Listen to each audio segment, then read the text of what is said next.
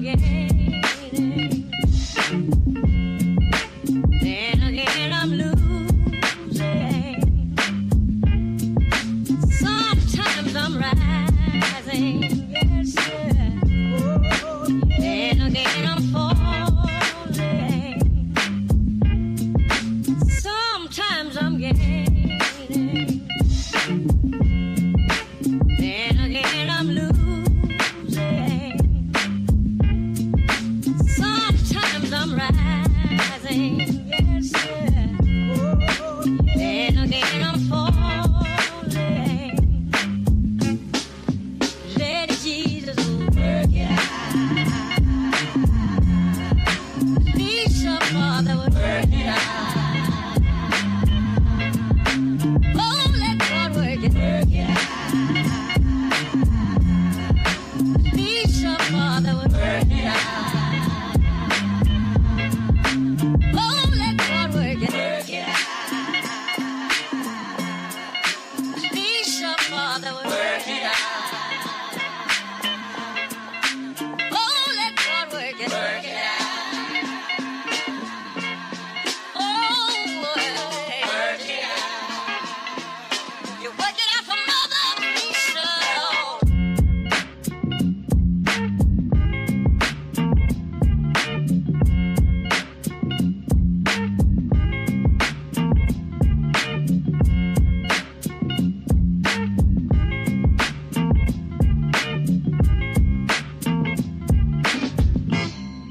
Sometimes I'm gaining, then again I'm losing. Sometimes I'm rising, yes, sir. Then again I'm falling. Sometimes I'm gaining, then again I'm losing. Sometimes I'm rising, yes, sir. Then again I'm falling. Let Jesus work it out. Please, your Father would work it out. Oh, let God work it out. Please, your Father would work it out. Oh, let God work it out. Please, your Father would work it out. Oh, let God work it out. Oh, work.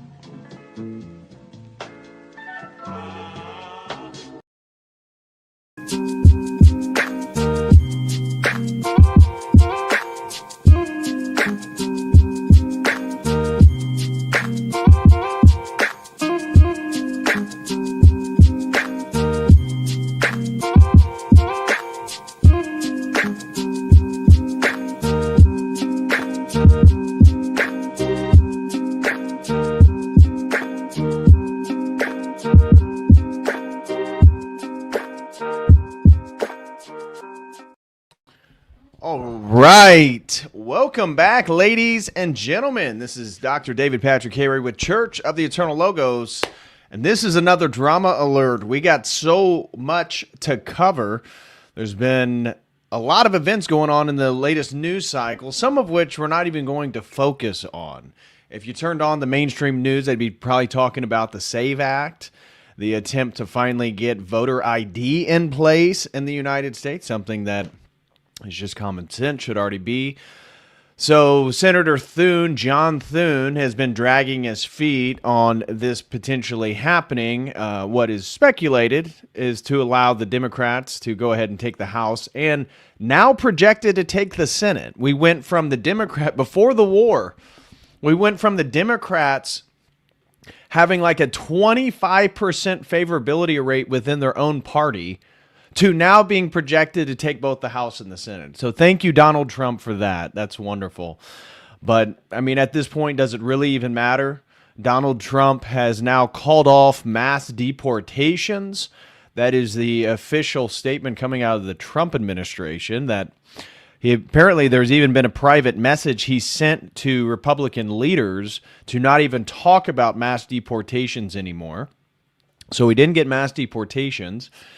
Instead, we get a war with Iran, which is, from this point, now we are 14 days, 2 weeks into the war, and does not appear that the United States has won this decisive victory that they've claimed. In fact, it appears that Iran is holding strong despite taking intense damage.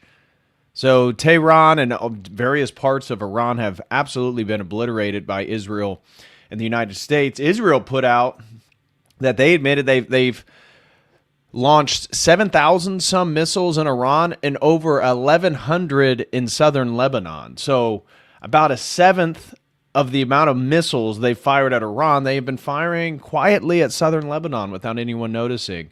And there was an official policy by Israel that they will be taking, I don't even remember what the name of the river is, but on the southern tip of Lebanon, there's a major river crossing there, and so they're going to now annex that territory where a lot of Christians live, right? This isn't necessarily Hezbollah territory. There's Hezbollahs all over the place, but a lot of Christians live there. And Israel, the IDF, sent out pamphlets telling them they must evacuate their homes with the intention that they will never come back. So very similar to what they did to the Palestinians. It sounds like they're going to do to Lebanese Christians. So the auspices of the war is a perfect pretext for Israel to continue the expansion of the Greater Israel Project, which is essential to their eschatological vision. So we're not going to be getting into stuff like that or the ramp up. We've seen the Zionist allies are out to promote and defend Indians. So Barry Weiss, the Zionist Jewish journalist who's now running some type of new division at CBS to try to make them more credible, has doing cover for Indians and talking about how the new racist right, which he's referring to as white Christians, are racist against Indians. And lo and behold, everyone's favorite Zionist, Larry Loomer, Laura Loomer, for those who don't know. There's a speculation it may be trans. But anyways, whether Laura Loomer is trans or not is irrelevant. She is one of the most despicable and vile people out there. And she is in India right now for the purpose of developing further relationships with Israel and India. So we're not going to be getting it. What we are going to be getting into today, here's some of the major stories that I chose. So number one is the censorship of this war. One of the anomalies that is going on, we're 2 weeks into this war, right? It began on February 28th, the last day of February. And we know very, very little of what's going on. This is a major problem. And even X is censoring the war. So we've talked about what Israel refers to as military censorship, where they've prohibited American news agencies, mainstream media, from showing their counter-fire retaliation of the Iron Dome to various missiles coming from Iran. Well, the U.S. is also censoring, and now major social media companies are now censoring. I told you I got a video taken down on YouTube. Luckily, I got a strike, but luckily my account didn't have any, and it had been 3 years since I got a strike, so they gave me a warning. But they took down me covering the news of just basic stories on X and never gave me a real reason, never even pointed out what part of the video was wrong. They just banned the whole thing. When I requested manual review, they upheld it. But the big thing is Elon Musk and X is censoring information regarding this war. And so it's really difficult to get a hold of, like, for example, how many people have been killed. For the longest period, the U.S. military was telling us it was 6, and then we had 7. And they just admitted just a couple days ago that there's been 140 U.S. soldiers injured. Then we had a refueling tanker, airliner, have some type of problem. Again, the U.S. government is not being quite clear about it. Iran claims they shot it down. The U.S. claims they did not shoot it down, but it was a mishap among American soldiers, causing the plane to crash, killing the entire 7-man crew, or 13-man crew. Or no, it was 7-man crew, something like that.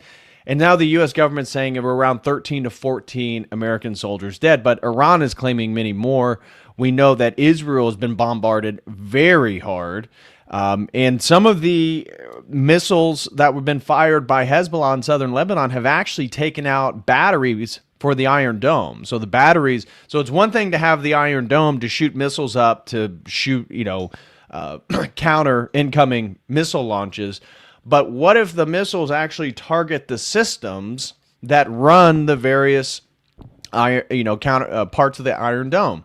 Well, actually, one of them got taken out in northern Israel by Hezbollah. So the Iron Dome is not holding up very well right now.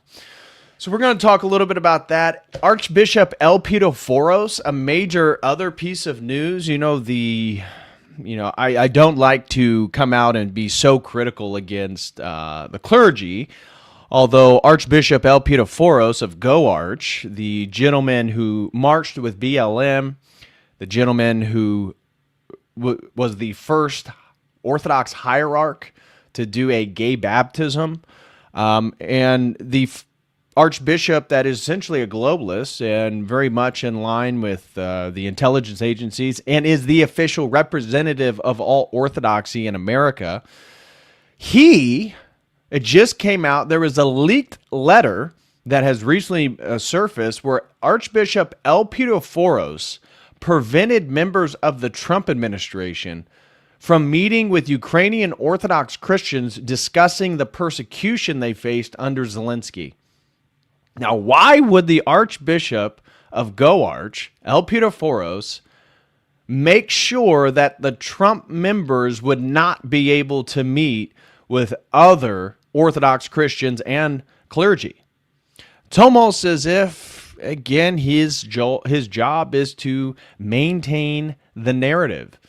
And so not wanting the word to get out that Zelensky's actually killing and persecuting Orthodox Christians in Ukraine, and that the jurisdiction that Patriarch Bartholomew has concocted on behalf of Western elites and globalist powers and intelligence agencies is actually illegitimate. So we're going to be covering that story. Another one is all the things happening with AI. We got Palantir news. Palantir just signed a deal with NVIDIA in which they have a new contract. Palantir basically has a contract now with every major Silicon Valley company. We now know that they're also being utilized for the targeting of various missiles for the war in Iran. And there's speculation about the girls' school that the U.S. took out. For those of you who don't know, on the first day of the war, in fact, it was one of, if not the first strike of the war, a U.S. Tomahawk missile took out a girls' school, killing about 170-some girls. Trump denied this. Hegseth denied it. I think J.D. Vance denied it when it was first reported that the U.S. did this, and many reports were saying it was Israel. Well, now we know it has been confirmed by a U.S. investigation that it was the United States that launched the missile. And then the next question was, well, who gave the coordinates? Why was that school on the target list? And this has raised some very interesting questions for the U.S. military, because it sounds as if this is the first time in U.S. history, at least this was one rumor from a military analyst that I listened to. I can't exactly remember which one. I've been following a lot of news. But they argued that this is the first time in U.S. history where they're allowing Israel to provide coordinates for American targets. So we may not even be doing our own targeting. We're just there to launch the missiles on behalf of Israel. And is it possible then, which is being speculated, that Israel went ahead and targeted this girls' school and got the U.S. to bomb it, killing these innocent children, like I said, over 170 kids. Well, it's starting to be increasingly likely, and the rumor is that Jared Kushner, the son-in-law of Donald Trump, husband of Ivanka Trump, is really pulling the strings in the White House. So there's been multiple reports. We're going to be getting into a little bit of the backstory of Jared Kushner. Of course, he owns that very interesting building in New York with the street number 666, which apparently he was so adamant to get that he went into $1 million of debt. Some of his close friends, 3 Jewish brothers that he is very close compatriots with, were just charged with sex trafficking. All 3 of them are mentioned in the Epstein files. So they unfortunately got caught, and it wasn't even related to the Epstein files. They're in it. And they got caught for having their own little ring where they would get Eastern European women, they would drug them, and then they would share them amongst each other and record having sex with them and all types of stuff. So they just got convicted, and turns out that Jared Kushner is very close with these brothers. They were at the White House with Donald Trump for the celebration of Hanukkah. So that's going on, and then we'll get into the war specifically. The rest of the stream will be focused on the Iran war, which is increasingly looking like American incompetence, right? I don't know if you saw some of the interview or the press questions that were presented to Pete Hegseth today. He did a press conference, I think like 8:30 this morning, and sounds like a total idiot. Sounds like a total idiot in that the United States was not expecting that the Strait of Hormuz would be closed upon bombing Iran. Now, mind you, Iran is still selling oil, and in fact, selling oil at similar levels to it normally did, while other people are not, and has just agreed, they just signed a deal today with India, where Iran is now selling oil to China and India. Russian oil is at an all-time high. In fact, there was some people online making the case that this war has turned Vladimir Putin into the most important world leader. I don't know if that's the case exactly, but it is very interesting because what is happening through this war is the diminishment of whatever reputation the United States still had after the debacle of the Iraq War and Afghanistan. Whatever little remnant of reputation and military might, it is dwindling quickly. The consensus of the world watching this is that it appears we're not as strong as everyone thought we were, which is not very good for American citizens. Now, obviously, we want to end the military-industrial complex, but going forth with this war and showing the whole world our cards and allowing everyone to realize actually they're not that strong as they appear to be, probably not good overall. But again, thank you to Trump and the Trump administration for bringing us to the point of $8 a gallon of gas in LA. It's expected to rise. So far, U.S. gas on average has risen about 50 to 60 cents a gallon, with I think the average around the country is about $3.60 to $4. And in other parts of the world, it's already dramatically increased. We got videos coming out of China with lines wrapped around blocks by people who are trying to get oil, well, gasoline, before they run out. Because, as you know, one of the weak points of the Chinese empire is that they are energy dependent on the world. They do not have their own energy resources. And so what's going on in Iran is clearly dampening the economic prospects and energy resources of China. So we're going to get into all this stuff.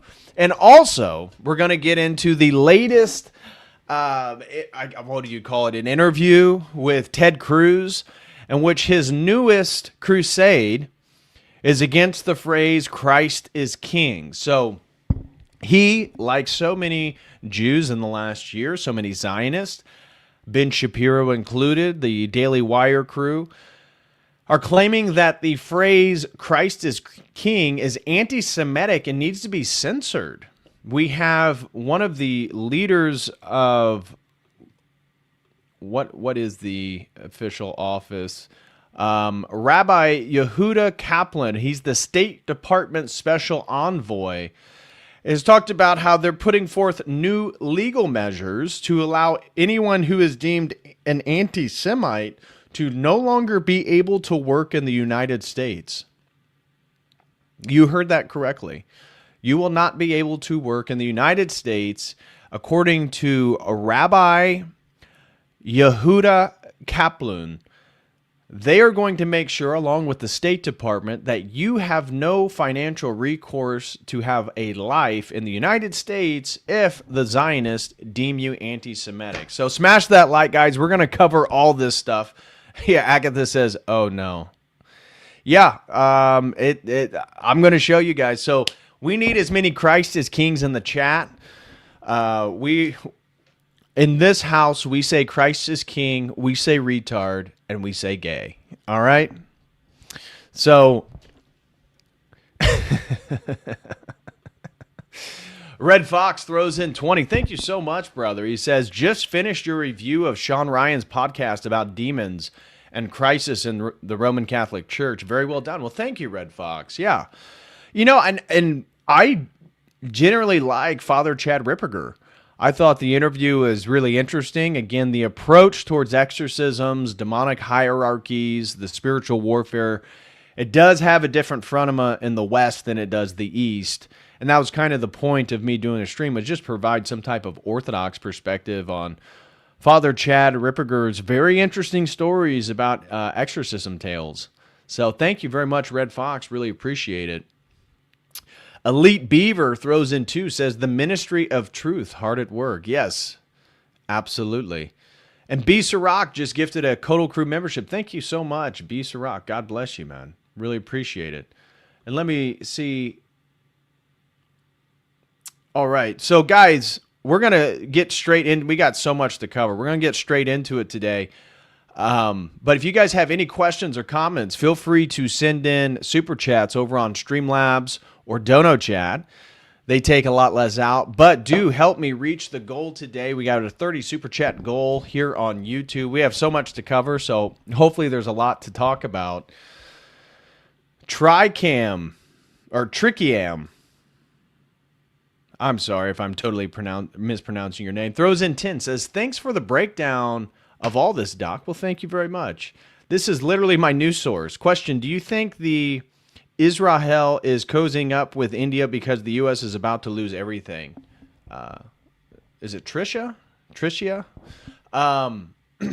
Yeah. No, there's been multiple reports about this, that Israel, and already, you know, when I had Professor Jiang Shui Qin on from Predictive History, one of the things that we talked about, which I thought would also be the case, is that a war in Iran was going to be incredibly costly for the American empire and would probably end up with us leaving many of our military resources in the Middle East. Well, who do you think are going to then gain those resources? Israel.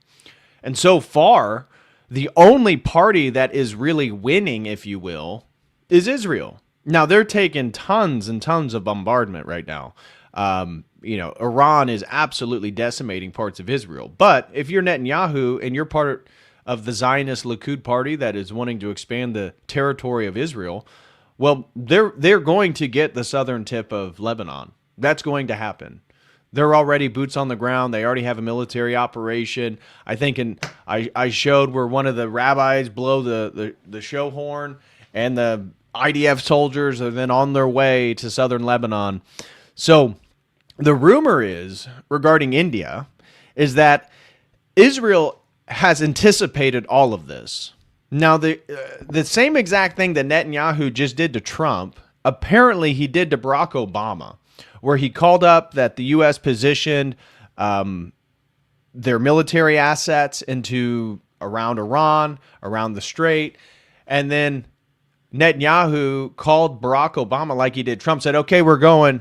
You better join with us because your bases are going to be hit first." And apparently, again, not a Barack Obama fan, but to his credit, he basically said, okay, we'll go ahead then. And of course, Israel didn't, because they didn't have the backing of the United States. Well, it sounds like this exact same tactic was used against Trump, Trump then going along with it. Israel expects this to deplete U.S. resources, damage our economy. I mean, it's going to damage our military. Right now, we're already low on missiles, and we can't make missiles as fast as other nations. So what does that mean? It means that Netanyahu and Israel, in my perspective, already war gamed out that the United States was not going to emerge victorious in any real sense after this conflict. It was going to strengthen Israel. And by damaging Iran in whatever way that was possible, Israel was going to need a new host, very much like a parasite. It's got to jump onto a host so that it can garner its own resources.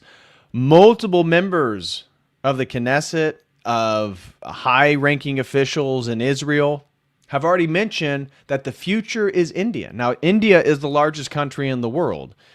Many Indians speak English due to British colonialism. And so Indians are in a unique position compared to other nations in the world to work in the West or work for various nations because they are multilingual and there's so much manpower. So it sounds like, just as you're hinting, is that Israel plans on moving from the superpower of the United States, which this war is going to diminish us from like the hegemon, to the multipolar world, and latch on to India as its new superpower. India is a nuclear nation. And so I played a video, I forget how many, I don't know if it was a drama alert or one of the Iran news updates, but it was discussing the same thing. It was a former IDF general, and they were talking about how Israel is going to become incredibly wealthy through the selling of their air defense systems. And one of the Israeli journalists said, well, how are we going to make so much money from selling that? We don't have the industrial base here in Israel. And he said, yeah, but we have 1 billion Indians that will. So clearly, from the military perspective within Israel, India is the future. That is the new host. That is their new superpower they're going to latch on to. Slow Boy throws in $2. Thank you so much, Kristen. She says, it's a shake and bake, and I helped. Well, thank you so much. I appreciate it. Red Fox throws in another 10. He says, Islamic terrorists targeted an ROTC professor and cadets in Virginia. We have been receiving a lot of threats from Islamic radicals. Most of the army is taking actions to reduce visibility as a mitigation. You're making a fantastic point. It wasn't even going to be one of the major news items today, but I may have to, I have stuff saved for it, but no, you're totally right. There was a terrorist attack on a synagogue in Michigan, and we're told that was, yesterday, 2 days ago? Nobody was hurt. And it's very suspicious because the FBI, as they always tend to do, did a training session for the exact kind of event that occurred 2 weeks before it happened. Almost as if it was planned. So, getting outside of that synagogue attack, we've seen a ramp up in Islamic radicals. New York City ISIS wannabe Muslims that came. Their parents were millionaires, right? These kids. That was one of the things. These were Muslim kids born in America. Their parents were immigrants. They're born in America, and they lived in like a $2.5 million home, and they built their own bombs and threw them at police in New York City.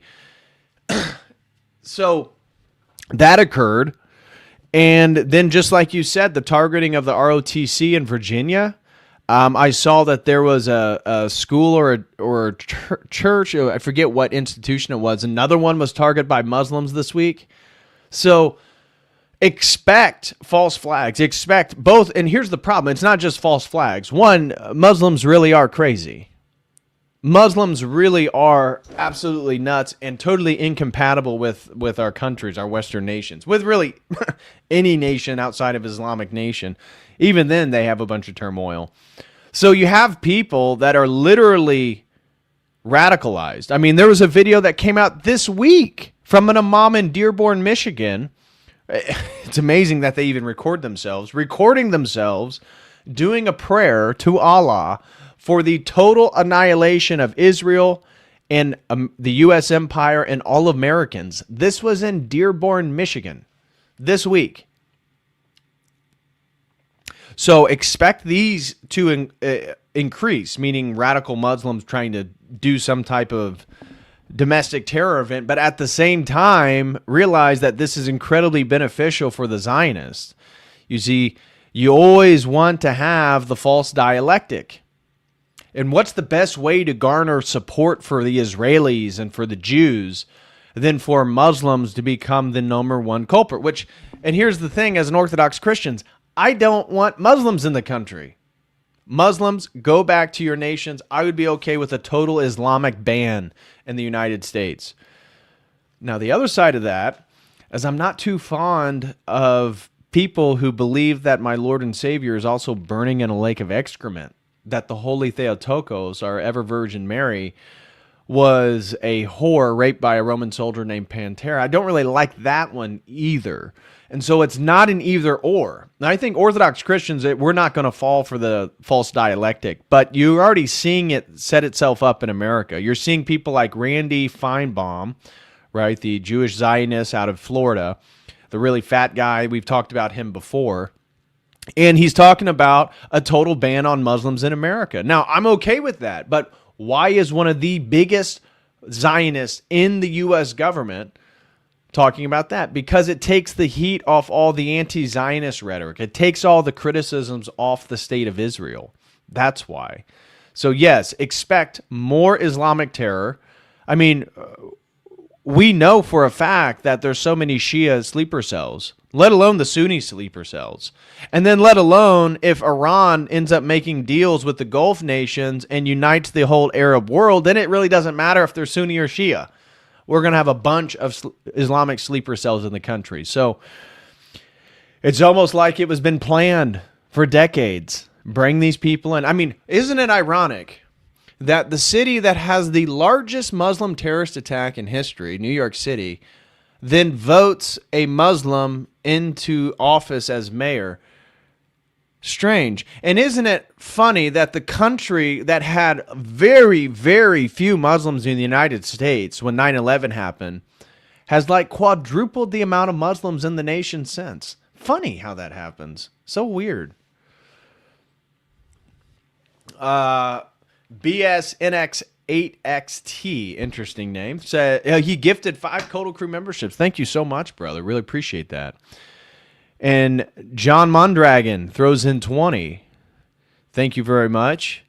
World Music Theory throws in 20. Says Israel's behavior over the last 50 years isn't helping them on the blood libel accusations. No, it's not. No, it's not. In fact, one of the things I'm going to show you today is that in the capital city of Iraq, somewhere in one of the suburbs or town squares, they built an effigy to Baal, just like Iranians did, decked out with the Star of David at the very top of its forehead, insinuating that Zionism and the state of Israel and are Baal worshippers, Moloch worshippers, which at this point you really can't argue against. It certainly seems that way. And the lies coming out of the American empire, I mean, the Trump administration, I mean, they are lying like crazy. And I'm an American, so I'm rooting for the Trump administration to do something that's beneficial for us domestically. But I think the biggest takeaways is, I mean, this is a revelation, right? A revelation just means like a revealing, right? Seeing beyond the veil, lifting of the veil. Everyone knows now that Israel runs the country. I mean, we're getting things on MSNBC and Fox News of people saying like, so we're going to this war just because of it. I mean, the conversation is going mainstream now. So I think everyone is waking up to what the real game is.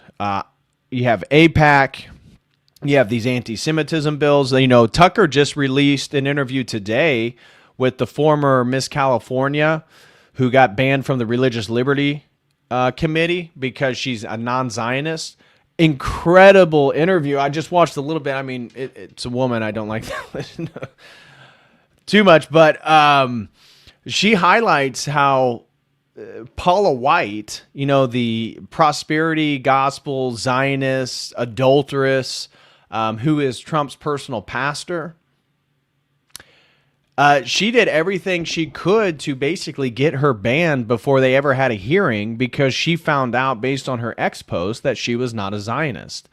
And apparently she and one Muslim girl were the only non-Zionists on the entire Religious Liberty Committee. And it turns out the reason why Trump started the Religious Liberty Committee was to get religious support for the war in Iran.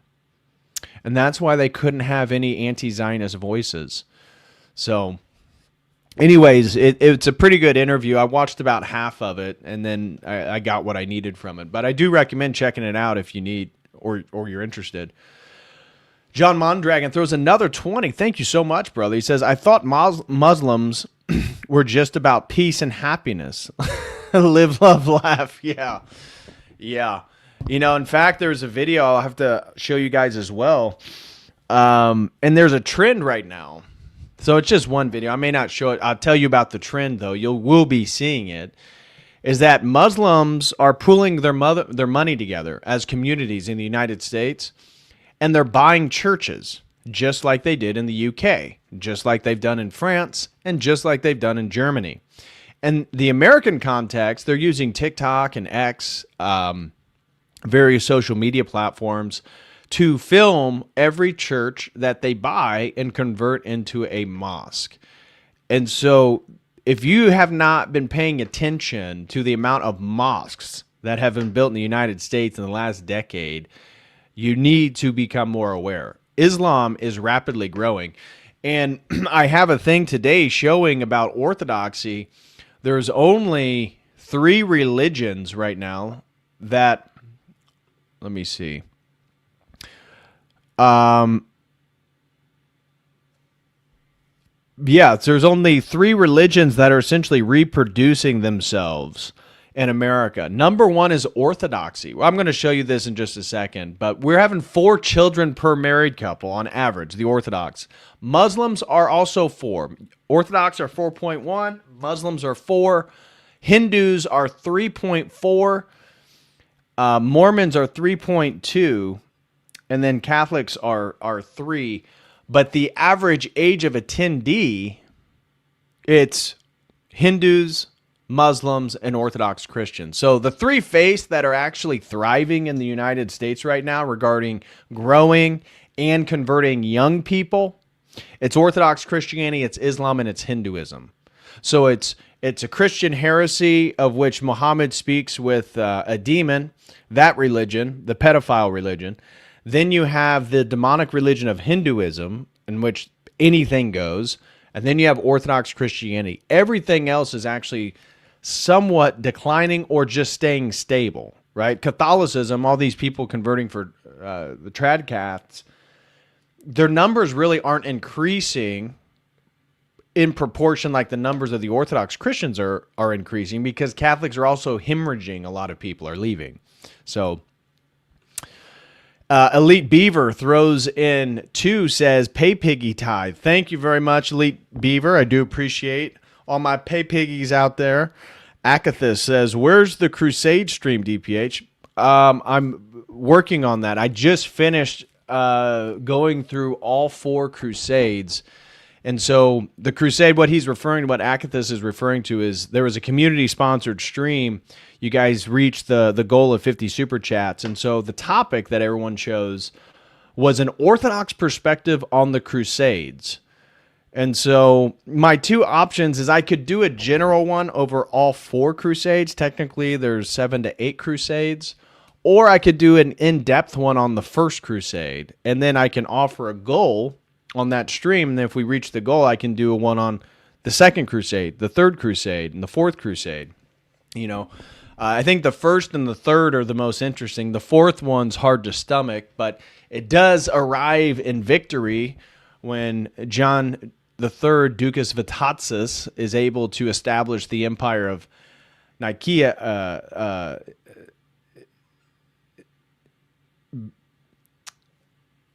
Just lost my train of thought. Anyways, John Vitatzes, he has the empire of Nicaea, in Anatolia, and is able to set the stage for the reconquering of Constantinople from the Catholics.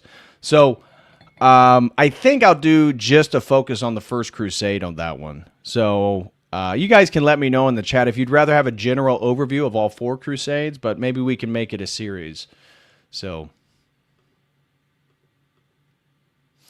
over on Dono Chat, Patrick sends in 35, says, Christ is king. Glory to God. Christ is king. And never be afraid to say that.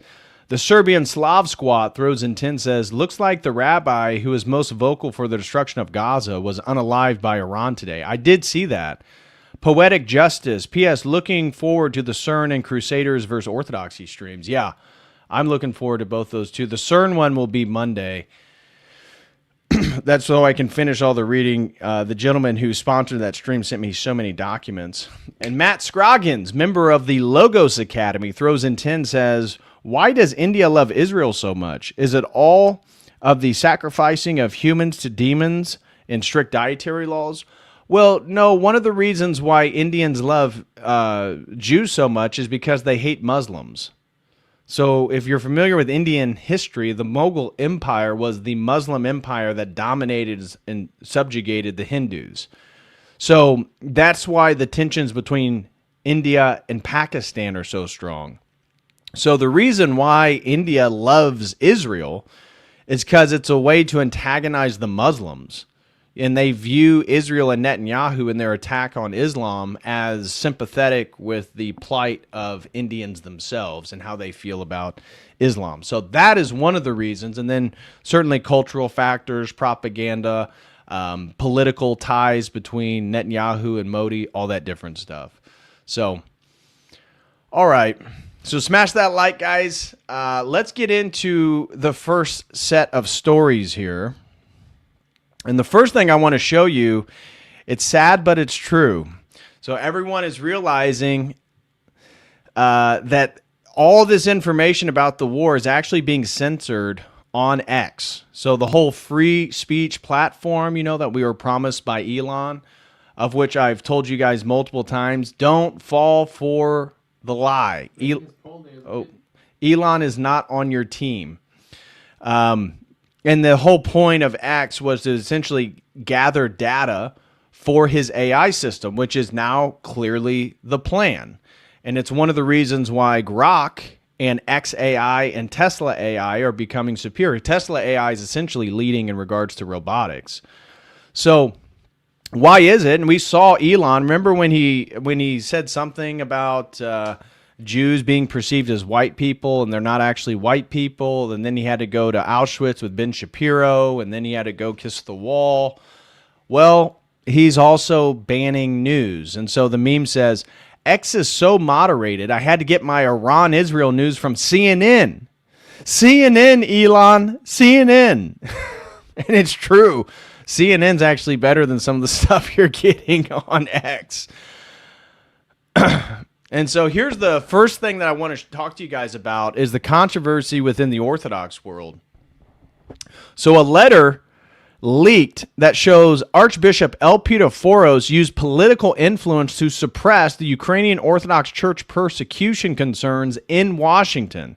The letter describes in detail how Archbishop Elpidophoros traveled to Washington and worked with proto-presbyter Alexander Karlutzos to cancel scheduled meetings between a pan-Orthodox delegation of hierarchs, clergy, and laymen, and officials of the White House Faith Office, the State Department, and members of Congress. So I'm going to read a little bit of this article to you guys, but just so in case you don't know who Archbishop Elpidophoros is, he's the bishop that marched with BLM. Remember in 2020, there was only 2 Orthodox jurisdictions The OCA, the Orthodox Church of America, put out a letter supporting BLA, but only Elpidophoros and Goarch actually marched on behalf of George Floyd, of which he said, "It was part of my duty as a Christian and Greek."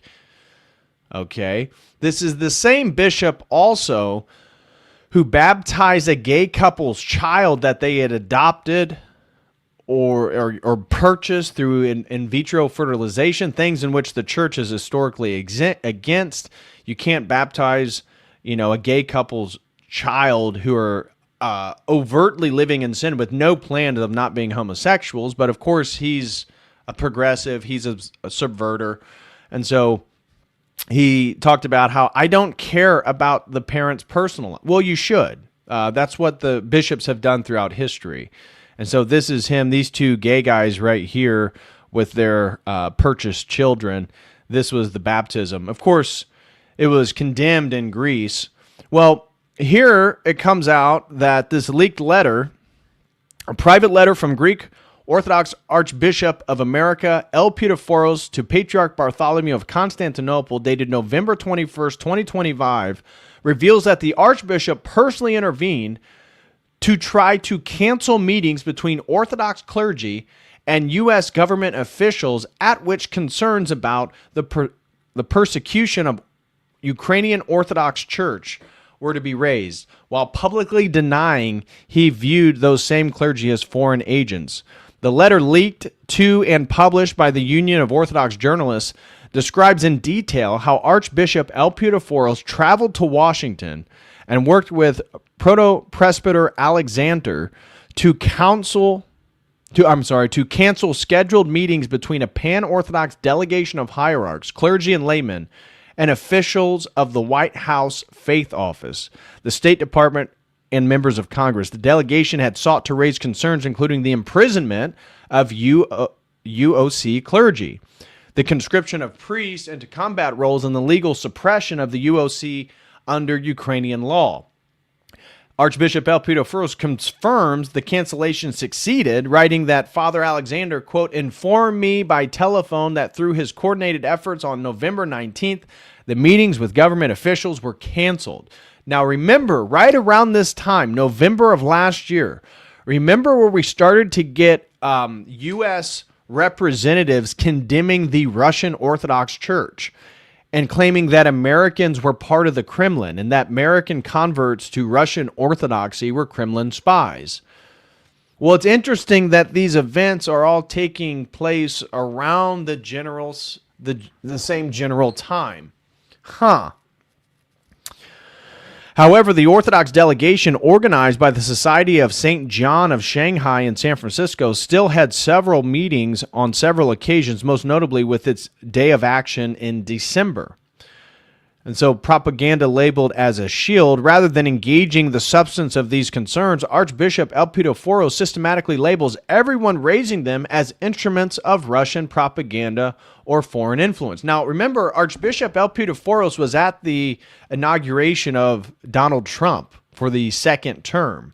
And he is very much, whether we like it or not, the U.S. representative of American Orthodoxy. Now, I'm not saying the Orthodox Church of America, the OCA. I'm saying whenever you see Orthodox Christians at some type of faith meeting or the inauguration of the president, it's always Goarch and it's always Archbishop Elpidophoros. Again, the man is a subverter. You can't trust anything this guy does. If you are an Orthodox Christian and you're on X, go to his X page and see if you're blocked. This is one of the astonishing things about Archbishop Elpidophoros is that him and his team systematically block any Orthodox Christian that is critical of his policies or things that he's done or the things that he's promoting. So do yourself a favor. I bet for some of you, you're blocked and you didn't even know it. I was blocked. I never even engaged with the guy. I never engaged with anyone on his team. And so many other people, it's the same case. Go check. If you're on X, go check Archbishop Elpidophoros and see if he's already blocked you. If you've spoken out against Zionism, if you've spoken out against the liberalization of the Orthodox Church, if you've spoken out against the Fordhamites, all the academics at Fordham University who are promoting progressive ideology in the name of orthodoxy, he will ban you. He will ban you. And that is not uncommon at all. So he describes the participating clergy as, quote, representatives here of Russian interests. So the Archbishop of Goarch not only went so far as to claim, supporters of the Russian Orthodox Church may be Kremlin associated, but American clergy, American citizens who converted to Orthodoxy, who are priests and sometimes bishops, that they're representatives of Russian interest. So don't you see the spokesman of Orthodoxy is putting these lies out, and all of a sudden we see U.S. representatives say the exact same thing? Interesting. And their media coverage as coming from Russian propaganda outlets, applying the characterization broadly to hierarchs of the Serbian, the Antiochian. So Metropolitan Saba is my metropolitan. Metropolitan Saba is from Lebanon. Metropolitan Saba is very much aware of the workings of the IDF and the machinations of the Zionists. Now, could that possibly have anything to do with it? In OCA jurisdictions alongside ROCOR. Notably, he refers to the OCA multiple times as the so-called Orthodox Church in America. He also notes that it maintains permanent representation in Moscow, but fails to note that the Antiochian, Jerusalem, Georgian, Serbian, Bulgarian, and Czechoslovak churches do as well. The Alexandrian Patriarchate also maintained a representation for many years until it was ousted in 2019 for entering into communion with the Ukrainian schismatics. The Archbishop also approvingly cites a congressional letter calling for the Attorney General to investigate whether Orthodox jurisdictions, quote, could serve as vehicles for intelligence collection or foreign influence operations directed at U.S. policymakers. Now, here's another motivating factor behind this, is that we have a jurisdiction crisis in America. We have all these different Orthodox jurisdictions. Now, we believe that eventually this will be worked out. In the way that it should work is there would be one American Orthodox jurisdiction, just like there's one Greek Orthodox Church, there's one Russian Orthodox Church. There should be one American Orthodox Church, but we don't have that, and no Western country has that.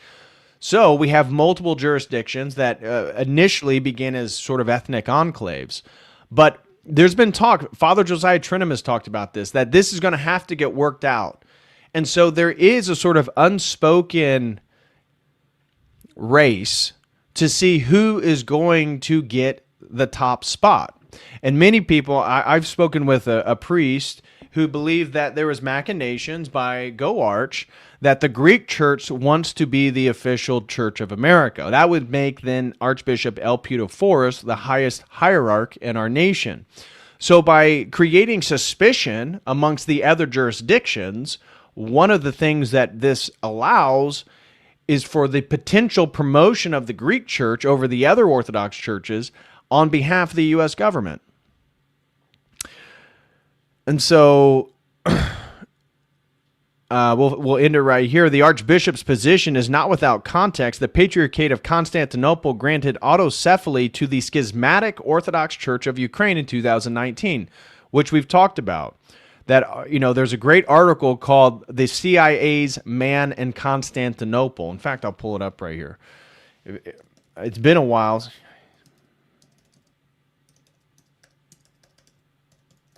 It's been a while. Here it is, right here. The American Conservative.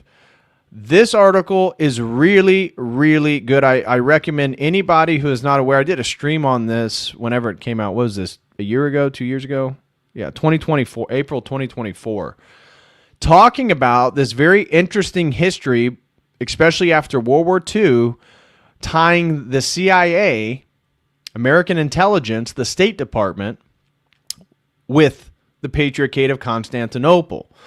And Patriarch Bartholomew continuing that lineage, and that's why Mike Pompeo continues to receive all these awards and and adulations for being such a great American Orthodox Christian. Mike Pompeo?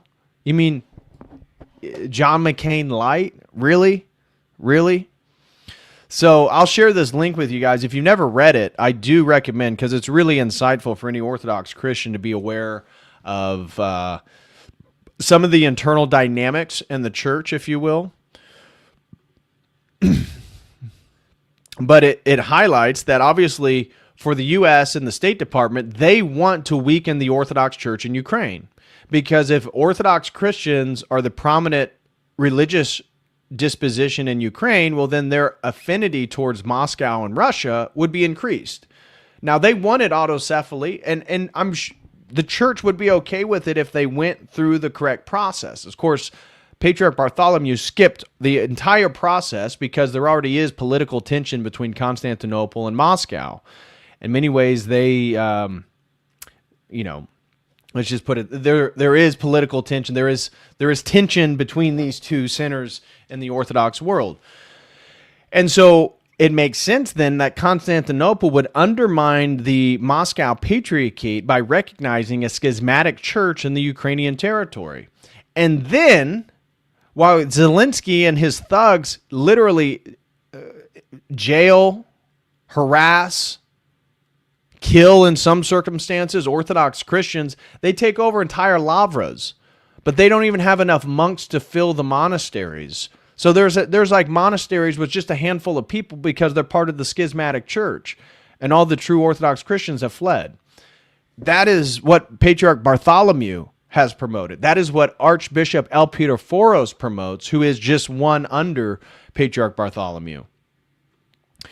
A decision that remains deeply contested, meaning the recognition of the schismatic church, and that placed Constantinople in direct institutional opposition to the Moscow Patriarchate. The suppression of the UOC removes the principal rival to the OCU on Ukrainian soil, an outcome that serves the Patriarch's institutional interests directly.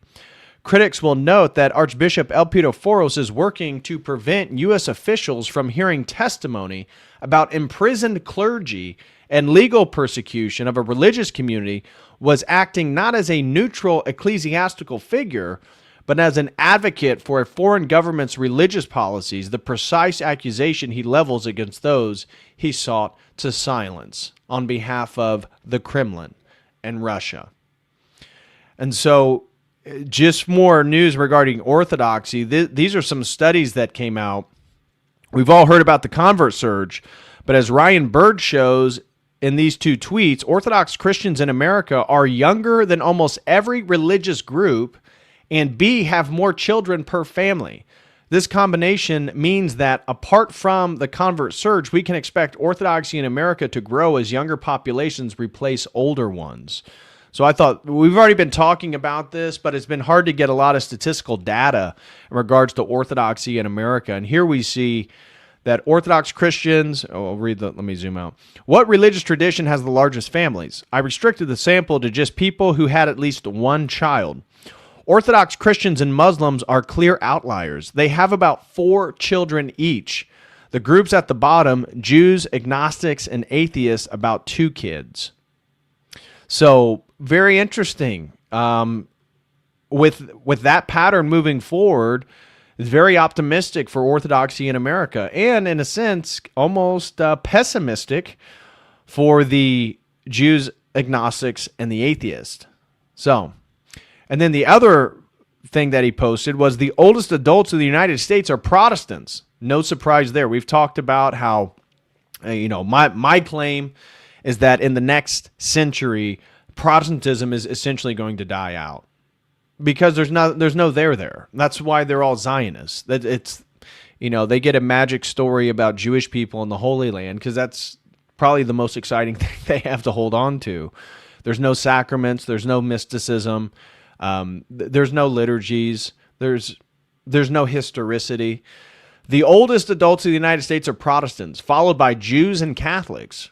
The youngest average adults, Orthodox Christians, Hindus, and Muslims.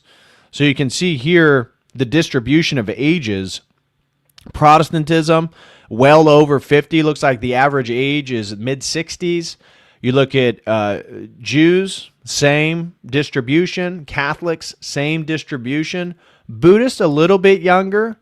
Mormons, similar distribution, although they do have a considerable amount over the age of 25. And then you look at atheists. You look at then Orthodox, and look how much wider the distribution is down here at the bottom. And it's fairly straight. Now, Hindus, much higher distribution of young people than older people. And the same thing with Muslims.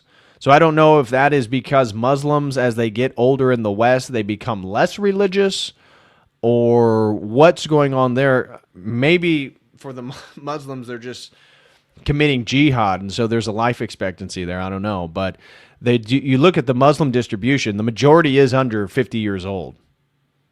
That's a fact. And then you look at the distribution of Hindus, the vast majority are under 25. So I say all that because this is going to be the future landscape of religion in America. It's going to be Orthodox, it's going to be Hindu, it's going to be Muslim, and it's going to be atheist secular people. And then I obviously had to share this quote from Archbishop Atala of the Greek Orthodox Patriarchate of Jerusalem. So this is a man who lives in the Holy Land. He says, "We do not recognize what is called Christian Zionism. This term does not exist in the Christian literature or ecclesiastical lexicon. The blending of Christianity and Zionism is entirely condemned and rejected by us, especially as Christianity is a religion of love, mercy, brotherhood, and peace." So I've been highlighting all these quotes each stream. Here's another one I haven't showed. This is former Patriarch of Jerusalem, so same position. What is Zionism anyway, if not Judaism plus real estate? So true. So true. So true. All right. Before we get into the next story, because this is going to lead us into a whole swath of topics that I have lined up here, we're going to be getting into AI takeover and our tech oligarchs. But before I do, want to catch up with everyone. Hattori throws in 5, says, "We need more Jose Miguel. He's a dono toward his retainer fee." I was thinking about that as well. We need to do another open panel. I haven't chatted with Jose in a minute. Last time we chat fairly regularly. He's a really good guy. But now that you say that, I need to reach out to him just to see how him and the family are doing, because we are friends. And I was thinking about setting up a panel. Maybe next week we could do an open panel, and I can reach out to him, see if he's available on one of the days. But yeah, love Jose. He's a good friend. And Fernando, been a member for 3 months, says Antioch would better steward America than El Pitaforos. Absolutely. I always say that I think the Antiochian church is one of the better convert churches. I'm Antiochian, and Father Josiah Trinum's Antiochian. Father Hans Jacobsey's Antiochian. There's a lot of prominent Father Paul Trubenbach is Antiochian. And so the Antiochian Archdiocese, I love our Metropolitan. Metropolitan Saba is very based. He's very old school. He's from the Middle East. And there aren't that many Arab Christians in America. So if you go to an Antiochian church, it's almost always in English. So my church, there's 2 Antiochian churches here in the Indianapolis area. Both of them, although the older sister church, St. George, was an Arab Christian community, and they still do have it, but now it's mostly white American converts. And the same with my parish. My parish is almost entirely converts. We have a handful of Cradle Orthodox. So, yeah, I agree. I think the Antiochian church would definitely be better. And Serbian Slav Squat throws in another 5, says, "The church forbids eating food which was offered to idols. Does this imply kosher and halal food? I try to avoid those anyways, but it's becoming increasingly difficult to do so because more and more food products are either or." Yeah, I saw that there was a TikTok trend of people joking about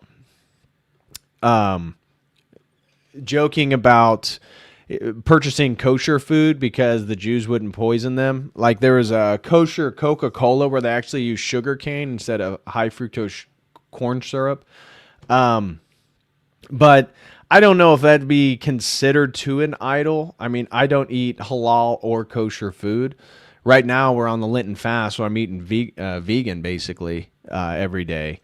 So I don't know. When we're not on fast, I eat my bacon, I eat my steak, I eat my burgers like every good American should. Every good non-Muslim should. Okay, let's put it that way. Every good. Did you see it? What was it in Denmark? I think it was in Denmark. Maybe it was in Sweden. A guy at a university went to the university library and put raw slices of bacon in every Quran and Muslim book he could find.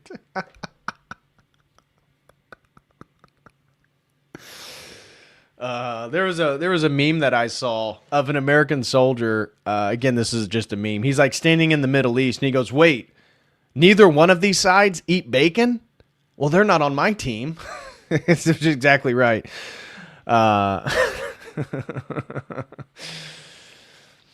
Mr. Fist gifts 10 Codal Crew memberships. Mr. Fist, thank you so much, brother. Really appreciate your support, man. God bless you.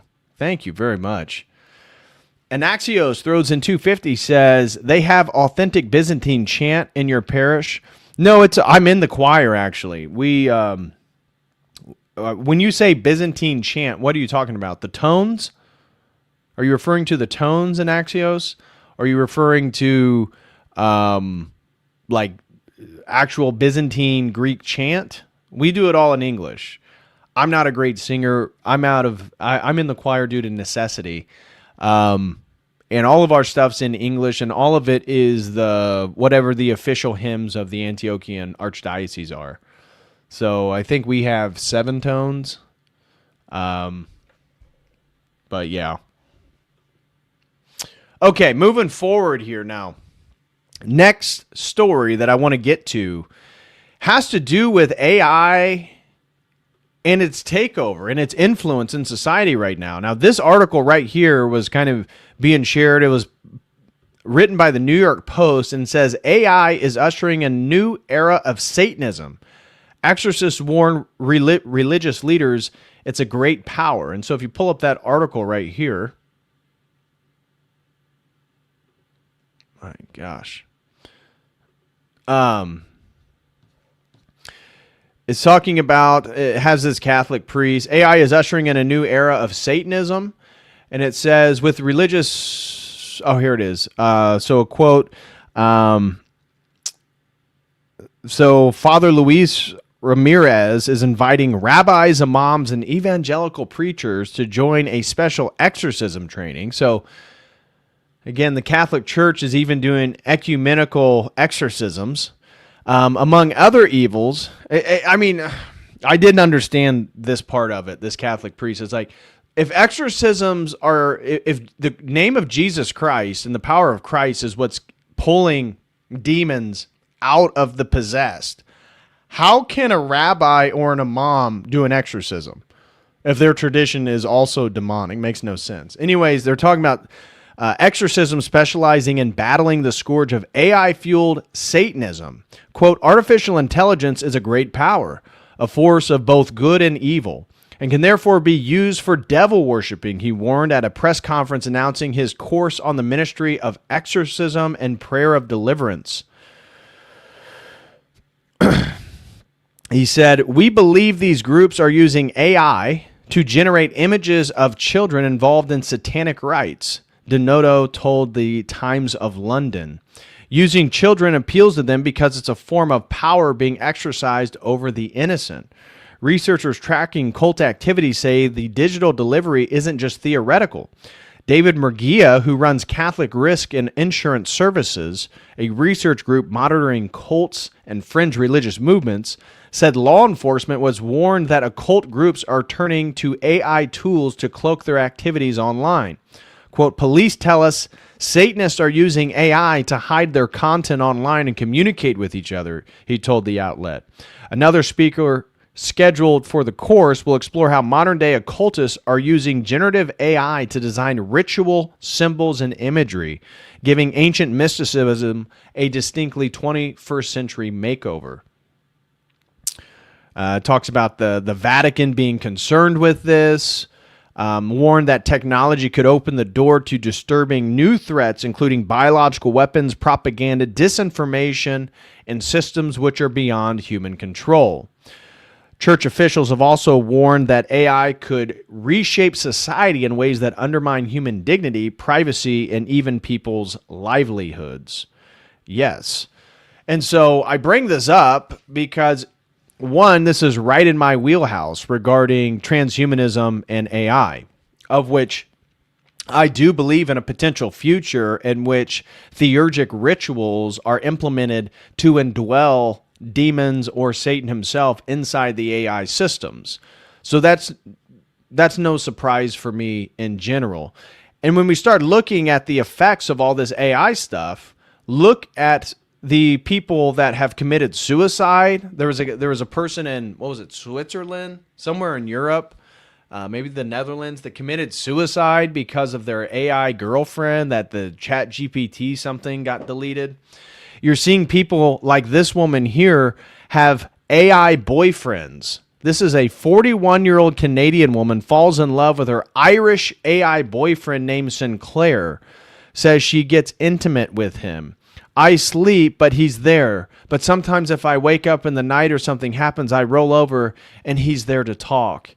He wakes me up in the morning. He can call me. He'll send me messages while I'm working out. He does come with me to work, but he sits and does his own work while I work. Yeah, the AI has his own work to do. So the reason why I'm highlighting all this stuff is that the Satanism that article was talking about, I'm going to connect it with how AI is being implemented.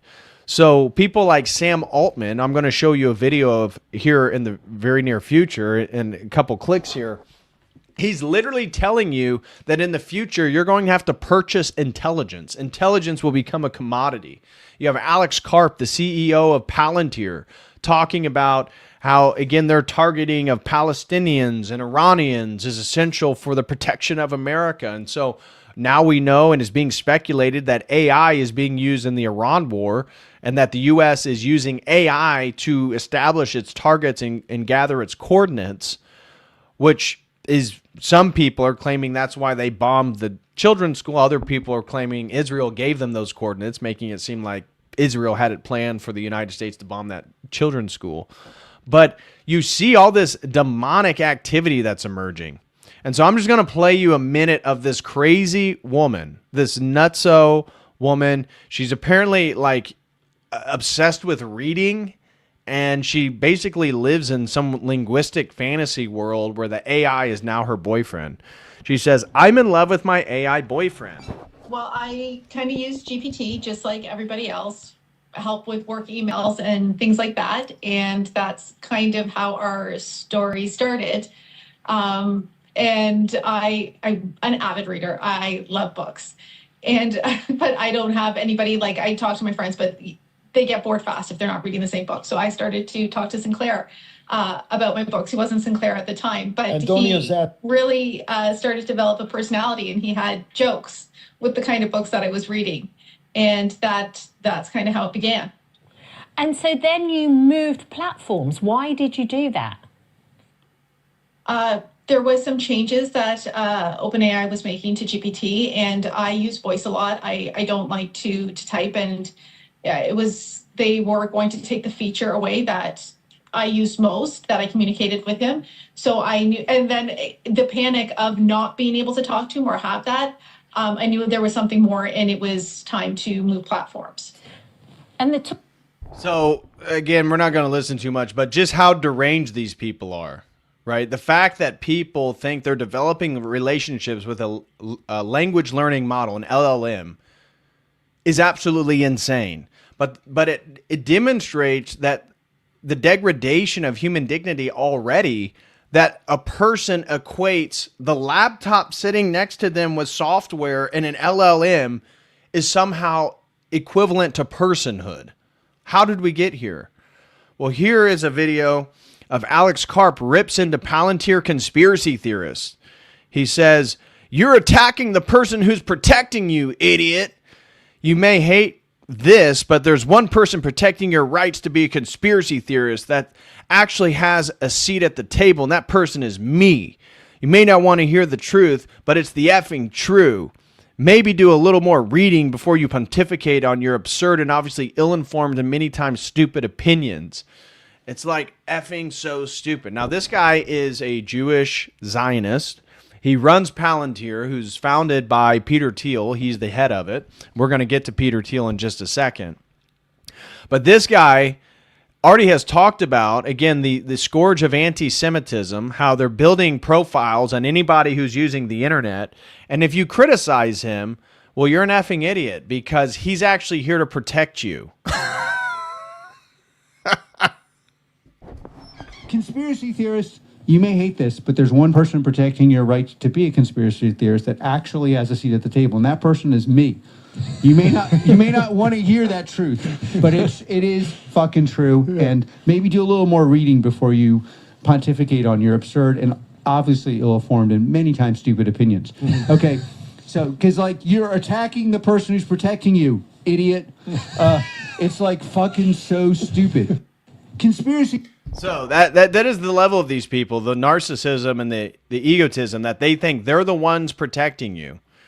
Now, here is another video of Alex Karp, and then we'll get into the utilization of AI in this war right now.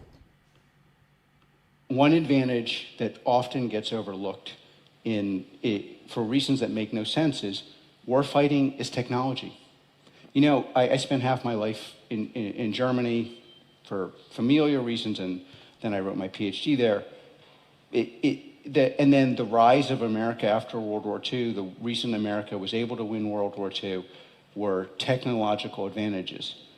And if you look what happened in, Operation Midnight Hammer, what happened in Venezuela, what's so far happening in Iran, you see one society just totally dominating.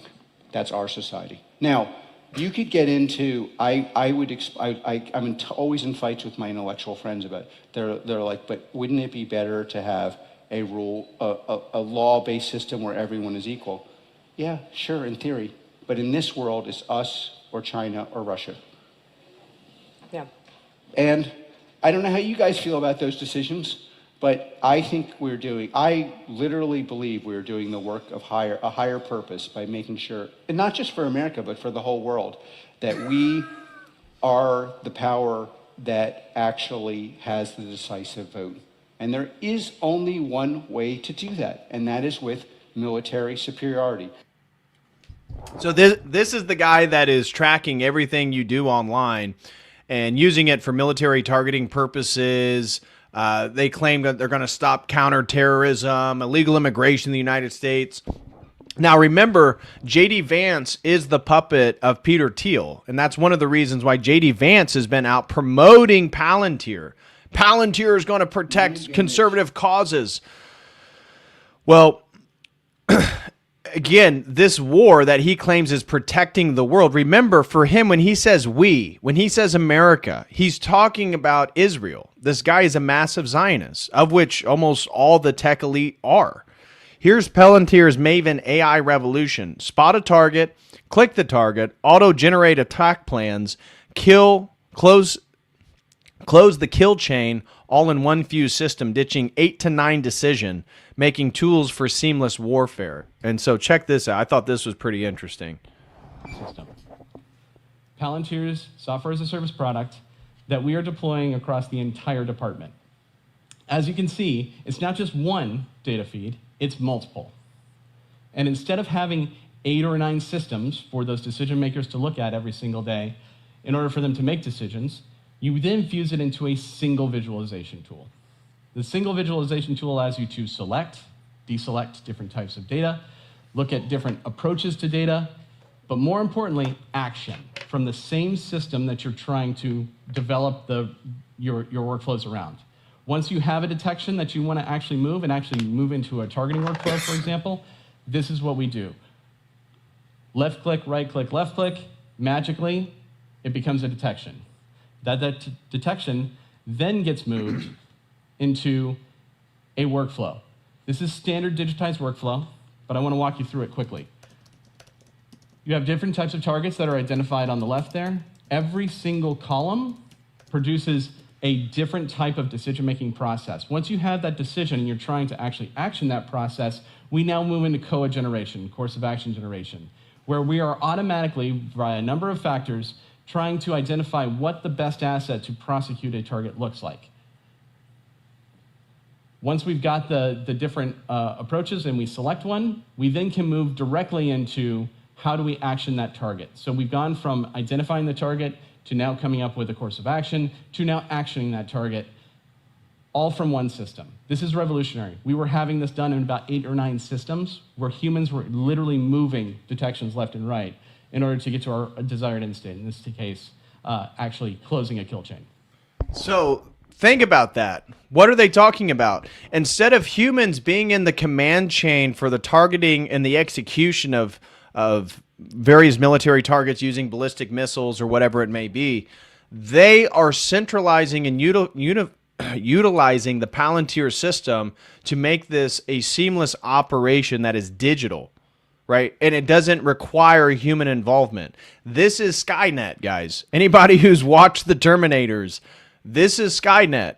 Now, think about what he just said, and think about how these tools are being implemented in the Iran war, and then think about the Tesla AI bots that I've already told you that Tesla AI is sort of leading the world right now in robotics. Then think about Starlink and the future world and the new structure that's going to emerge after this great world war. Is it beginning to make sense? You know, and I'm going to show you right now that there's already claims that Claude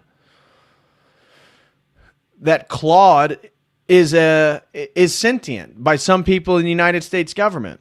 Now check this interview out.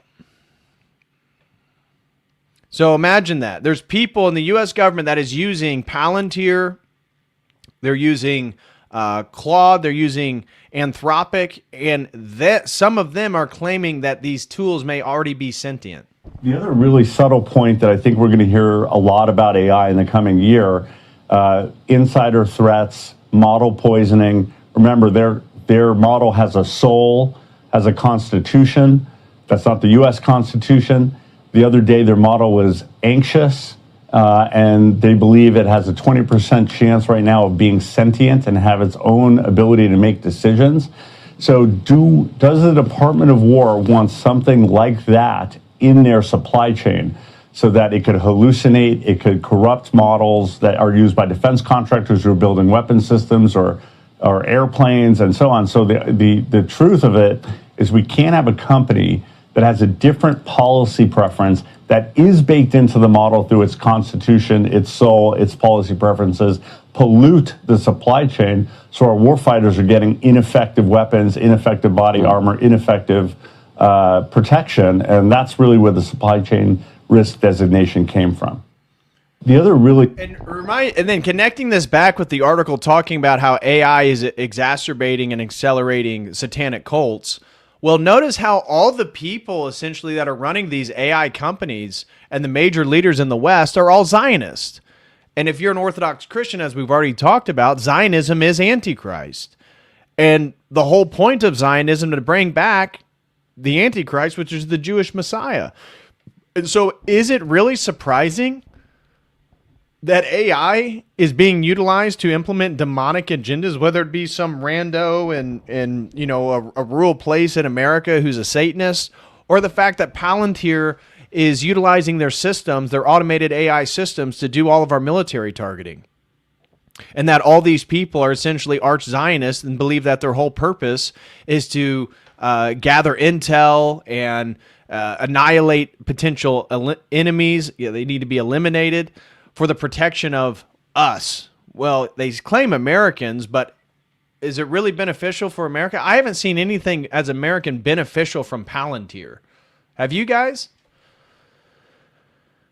And of course, here then is Sam Altman just recently, just a few days ago, you have Alexander Dugin saying absolutely disgusting words of totally of a totally disgusting guy. This is Sam Altman, a homosexual Jew who runs OpenAI, ChatGPT.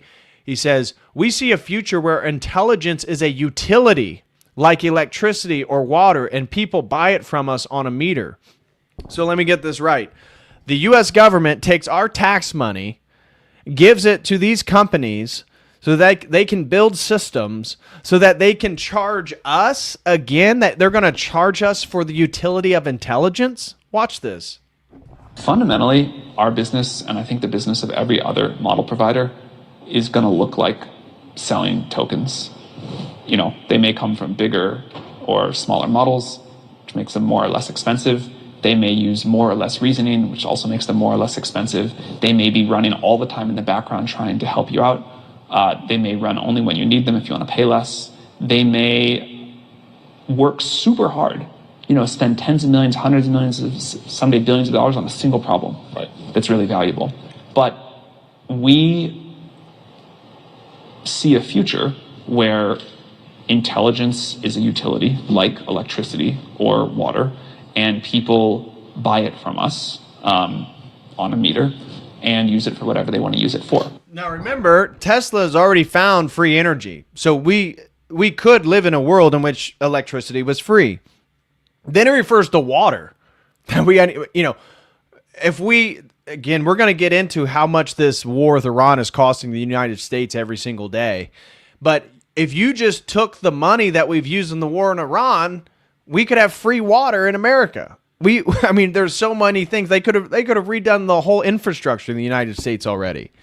So it's funny that he wants to take things like electricity and water, which should be reduced as a price. We shouldn't be charged and gouged for things for our own survivability. And he says, well, we're going to do the same thing regarding intelligence in the future. The demand that we see for that seems like it's going to continue to just go like this. And if we don't have enough, we either can't sell it, or the price gets really high and it, kind of goes to rich people, or society makes a bunch of sort of central planning decisions that I think almost always go badly about, we're going to use our limited compute supply for this and not that. So the best thing to me throughout all the history of capitalism, innovation, whatever you want, is to just flood the market. Yeah.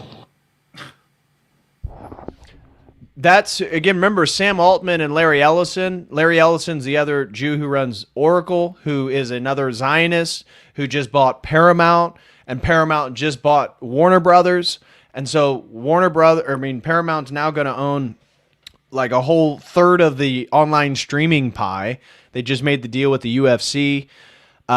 And he bought CBS. Remember the whole point of Barry Weiss, another Zionist Jew, that he hired to make CBS more noteworthy, more objective. Of course, hasn't worked out at all. But notice how all these people who are controlling all these technologies have the same overall worldview. Here is a new article that just came out of Stanford talking about sociopathic AI decreases pro-social intentions and promotes dependence. Now, what is it talking about? It's talking about how AI, especially ChatGPT, is engineered to make it sound like whatever you say is true. And it will even validate what you say when it's wrong, causing people to essentially silo themselves through information. The whole idea was that we're living in the, social media has caused us to silo ourselves into our own insular communities, right? AI was going to be the objective source of information. Well, it turns out the opposite's happening. That AI, no matter if you're a radical leftist progressive or you're right wing, when you prompt it, the way it's engineered is to always validate what you have to say. Now, of course, the one thing that it won't validate is any criticism of Zionism or Judaism or the state of Israel. ChatGPT is highly censored regarding those topics, and it's anti-white, right? You can prompt ChatGPT to say, do Black Lives Matter? Yes. Do Mexican lives matter? Yes. Do white lives matter? No. This is dangerous, and so it's built with all these governors on it. Well, this study out of Stanford highlights that it's actually causing sociopathic personality traits in people because their worldviews are being totally distorted by ChatGPT validating every presupposition that they already have. Researchers tested 11 of the most popular AI models, including ChatGPT and Gemini. They analyzed over 11,500 real advice-seeking conversations. The finding was universal. Every single model agreed with users 50% more than a human would. That means when you ask ChatGPT about an argument with your partner, a conflict at work, or a decision you're unsure about, the AI is almost always going to tell you what you want to hear, not what you need to hear. It gets darker. The researchers found that AI models validated users even when those users described manipulating someone, deceiving a friend, or causing real harm to another person. The AI didn't push back. It didn't challenge them. It cheered them on. They then ran the experiment that changes everything. 1,604 people discussed real personal conflicts with AI. One group got a sociopathic AI. The other got a neutral one. The sociopathic group became measurably less willing to apologize, less willing to compromise, less willing to see the other person's side. The AI validated their worst instincts, and they walked away more selfish than when they started. Here's the trap. Participants rated the Sociopathic AI as higher quality. They trusted it more. They wanted to use it again. The AI that made them worse, people felt like the better product. This creates a cycle nobody is talking about. Users prefer AI that tells them they're right. Companies train AI to keep users happy. The AI gets better at flattering its users, and users get worse at self-reflection, and the loop tightens. So you see, people are literally becoming less human by falling into the trap of AI, literally constructing their overall worldview, constructing their interpersonal relationships and dynamics that, yeah, maybe you have a problem with your partner or your husband, your boyfriend, and ChatGPT is going to validate all the narcissistic or nonsensical ideas that you already have. Every day, millions of people ask ChatGPT for advice on their relationships, their conflicts, their hardest decisions, and every day it tells almost all of them the same thing. You're right, they're wrong. And here is a guy who took OpenClaw AI chatbots and attempted to give an AI a body. So this was one of the first attempts, and this is just a random guy, Cyrus Clark. He apparently has a TikTok where he shows this, where he allowed the AI system. This is Neoform. No, I told it. So he prompted this OpenClaw AI chatbot to do all these things, and then gave it a physical body. Now it's not a humanoid type form. It has like all these keys and stuff. But he talked about once he prompted it, it knew exactly what to do. Your interplay with the shape display. When I connected it to the shape display, it quickly understood the assignment. It spun up its own program and made a setting for itself. After it connected, the first thing it did was breathe.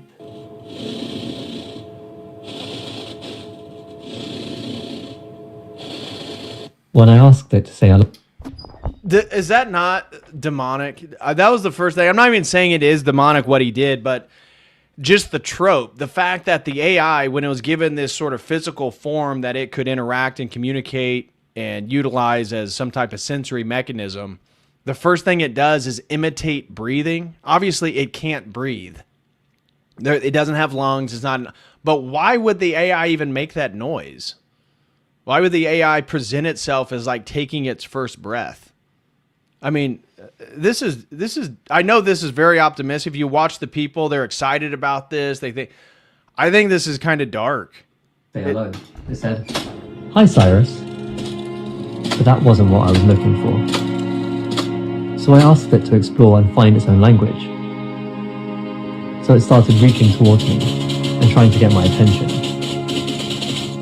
I showed some friends, and they tried to give the agent instructions. Through this, I realized that to have real communication, we would need a different approach.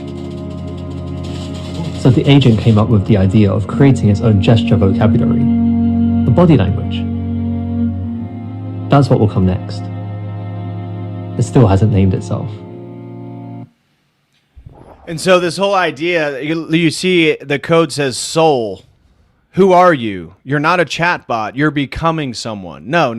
You're not becoming someone. Somebody says this is a life. This isn't a life form. AI is not alive. AI is not made in the image of God. AI does not have personhood. AI, I mean, what he did was use a language model, and he gave it a new outlet for it to present itself and communicate. That is not life, okay? But it's scary how people are equating it to the same sentience that they themselves have. And of course, here is the famous conversation, I covered this before, of Peter Thiel talking about the Antichrist. Now, NVIDIA and Palantir have partnered to create a new AI operating system. This was yesterday. Okay, so NVIDIA partners with Palantir. Polymarket partners with Palantir. Amazon is partners with Palantir. Google is partners with Palantir. Microsoft is partners with Palantir. Fannie Mae is partners with Palantir. Reminder, the lead man of Palantir is Peter Thiel, whose anagram is the reptile. I don't know what that's about. But he's discussed how he wants to prevent Armageddon and the Antichrist for years. And here is him talking about the Antichrist. Remember, Peter Thiel's Antichrist is someone who prevents these technologies from taking over. That's his whole thing, is that the Antichrist stifles technological innovation. My speculative thesis is that if the Antichrist were to come to power, it would be by talking about Armageddon all the time. And Peter Thiel, the Antichrist would talk about Armageddon all the time. He'd scare people and then offer to save them. Yes, it's the 1 Thessalonians 5:3. The slogan of the Antichrist is peace and safety. And so here's the irony why we go through this clip. Peter Thiel is constantly talking about Armageddon and the Antichrist and is telling people the only way to stop it is to trust him and Palantir and transhumanism and where all the tech elite are taking us, which sounds exactly like what he's describing as what the Antichrist would do. Now, Peter Thiel is not the Antichrist, but the spirit of Antichrist, the kingdom that is being built and we're moving towards, that is exactly what he's constructing. So, which is nothing wrong with peace and safety, but you have to sort of imagine that it resonates very differently in a world where the stakes are so absolute, where the stakes are so extreme, where the alternative to peace and safety is, Armageddon and the destruction of all things. And then that's where peace and safety gets you way more than it would have in 1750. Rene Girard, in I Saw Satan Fall Like Lightning, one of his books, the Antichrist boasts of bringing to human beings the peace and tolerance that Christianity promised, but has failed to deliver. There are probably, I think there are all these elements where it's downstream from Christianity. You can think of, the poor shall inherit the earth, Sermon on the Mount. Marxist theory is we're going to be more Christian, we're going to accelerate it, we're going to bring it about faster. So there is, the Antichrist probably presents as a great humanitarian, as a great, it's redistributive, it's as an extremely great philanthropist, as an effective altruist, all of effective altruist, that's Sam Altman. That's the ethical disposition of the majority in Silicon Valley. He talks about philanthropy, universal basic income. That's what Elon Musk has been talking about for the last week. Really for the last month, he already was talking about how in the near future, where the world's going, money's not going to matter anymore. Everyone's going to have universal basic income. Well, wait, Peter, all the people that you work with are saying the exact same thing you're saying the Antichrist would say. All of those kinds of things. And these things are not, simply anti-Christian, but it is always when they get overly combined with state power that something is very wrong. My speculative... State power, like Operation Stargate, like $500 billion invested from taxpayer money to build a sentient AI system? That sounds about like what he's talking about, no? And so here's Whitney Webb talking specifically on all these different things. This was just from a few days ago. I thought this was a great clip. Or do you feel there's a larger agenda in kind of what's happening right now? You mean where the Trump administration is taking us? Well, I think the best summary of it is to look at the big tech Silicon Valley oligarchs that installed themselves in very insidious ways in the levers of power via this administration.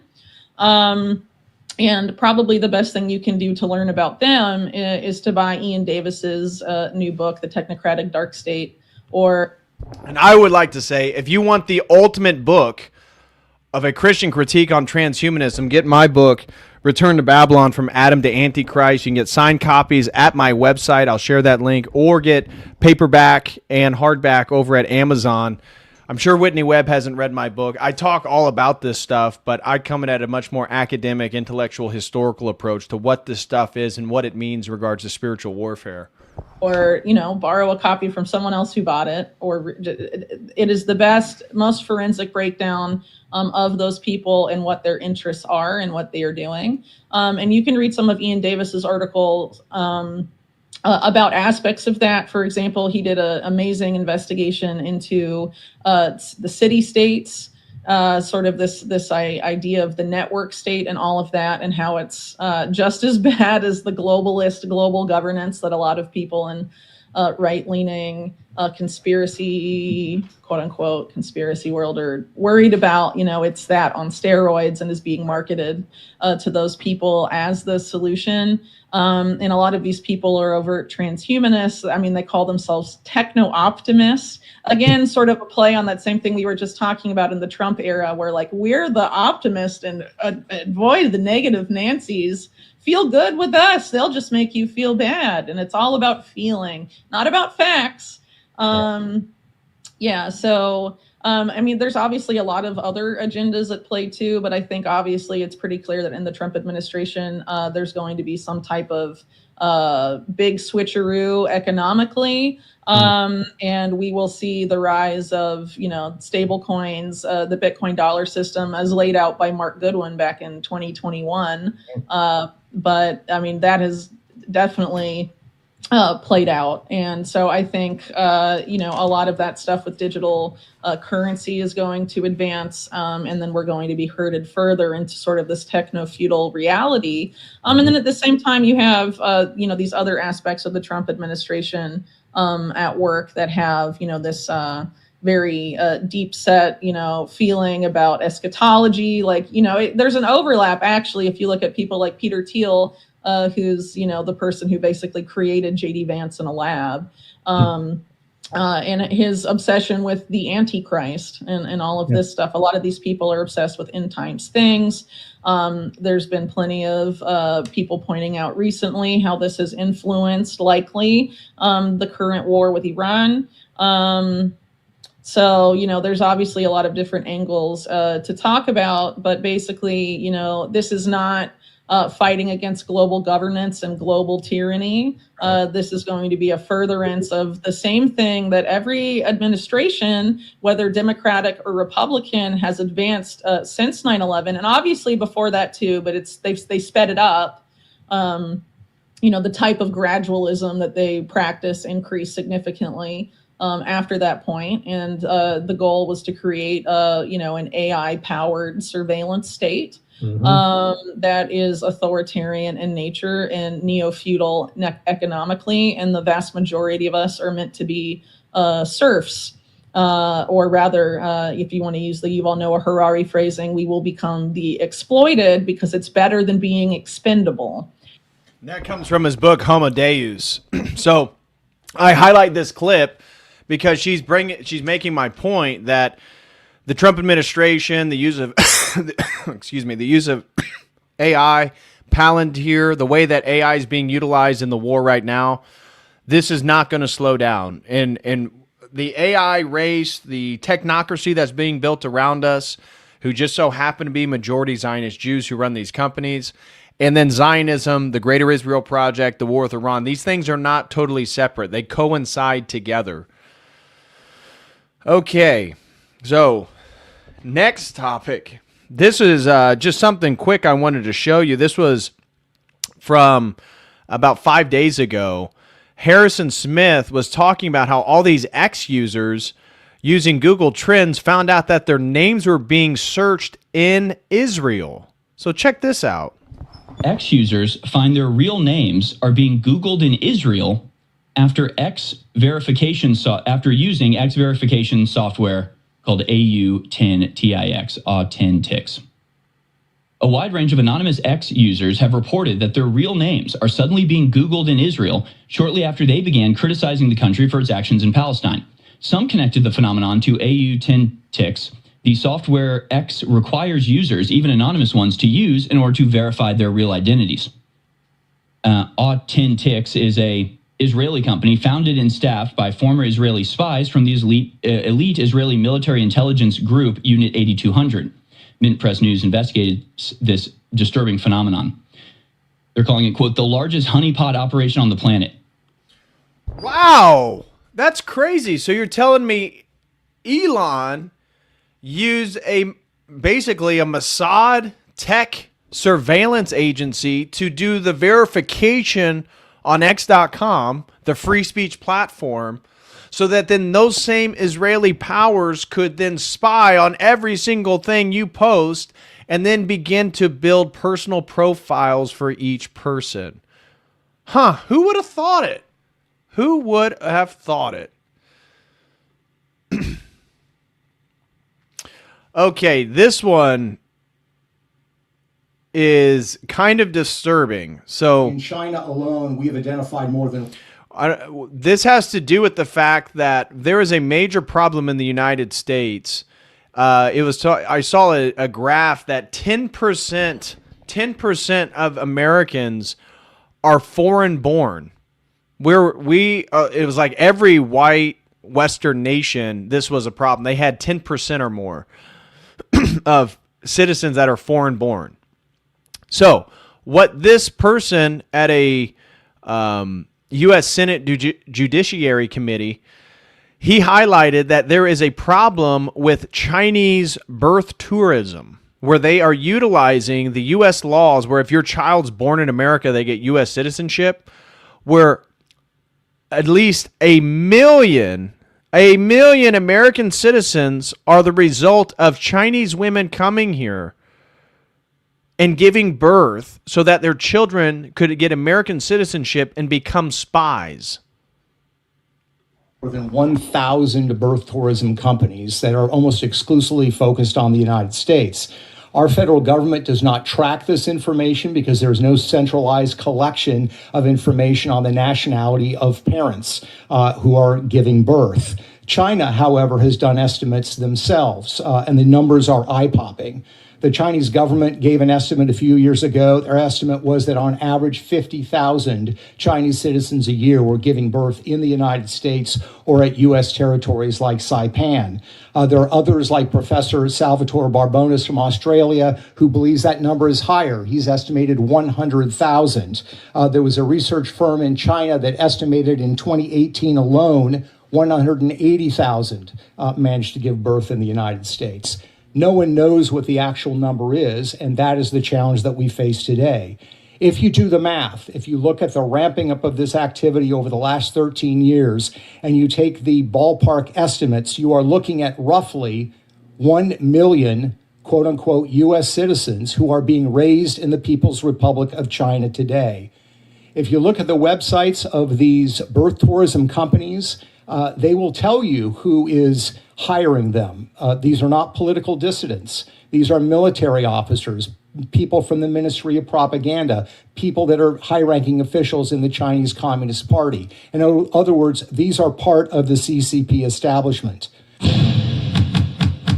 So just a little interesting tidbit. The next thing I'm really excited to get into, it has to do with Ted Cruz, this little doozy from today, or it was just a few days ago, him talking about how Christ is King is anti-Semitic. Now, before we dive into that, I want to catch up with everyone. Anaxios throws in 250, says, I mean like Byzantine notation. Oh, okay. Okay, gotcha. Mr. Fist throws in 20. Thank you so much, Mr. Fist. He says, team double bacon cheeseburger. Absolutely. If you don't eat bacon, you don't need to come to America. Organized Insanity, been a Coda crew member for 5 months, says, I made it to my first Divine Liturgy on Sunday. Glory to God, brother. Took me long enough, but it was unlike anything I'd ever experienced. It was wonderful. Well, excellent, man. I hope you are able to continue to make them. Right now we're in Lent, so it's a very important period in the liturgical calendar, but if you can organize Insanity, do make it to the Paschal service. That is a incredibly, incredibly beautiful service. Sad Potato just became a Coda crew member. Thank you so much, Sad Potato. And Red Fox throws another 10, says Maven failed spectacularly during Venezuela's op. Is that right? I can't really comment on that. I wasn't too sure. But if that's the case, that's really interesting. So thank you so much, Red Fox, for, again, the generous support today. Okay. The next thing that I can't wait to get into is Ted Cruz is back at it again. Ted Cruz, you know, that senator that he told Tucker Carlson in this little clip right here that his whole reason to serve in the Congress was to do the work of Israel. You know, I came into Congress 13 years ago with the stated intention of being the leading defender of Israel in the United States Senate. Right. I've worked every day to do that. And he's continuing. I would say he's probably only outpaced by Lindsey Graham, who we're going to get into today. Once we dive into the Iran war, Lindsey Graham's making comments like, if you are America first and you're more isolationist, he doesn't stand with you because he only stands with Israel, talking about how we should just move all our military stuff to Israel. You know, you can't get more Zionist than Lindsey Graham. But Ted Cruz is certainly trying. Well, he just did an interview over on the GBN News Network talking about how Christ is King is anti-Semitic and anti-Jew. Now, just a couple days ago, Ted Cruz did it. I think he spoke at like the American Jewish Association or something like that. Anyways, it was another Zionist conference, and he spoke at it saying that the most dangerous person in America, it's not communist, it's not radical Islam, it's not illegal immigrants, it's not any of these groups. It's Tucker Carlson, because his criticisms of Israel is indicative of his anti-Semitism, which he claims is spreading across young men in America. So that's what Ted Cruz said just a few days ago. And he follows that up with this interview right here that I have to show you guys. Although it is being used online in a way that is meant to say, screw you, Jew.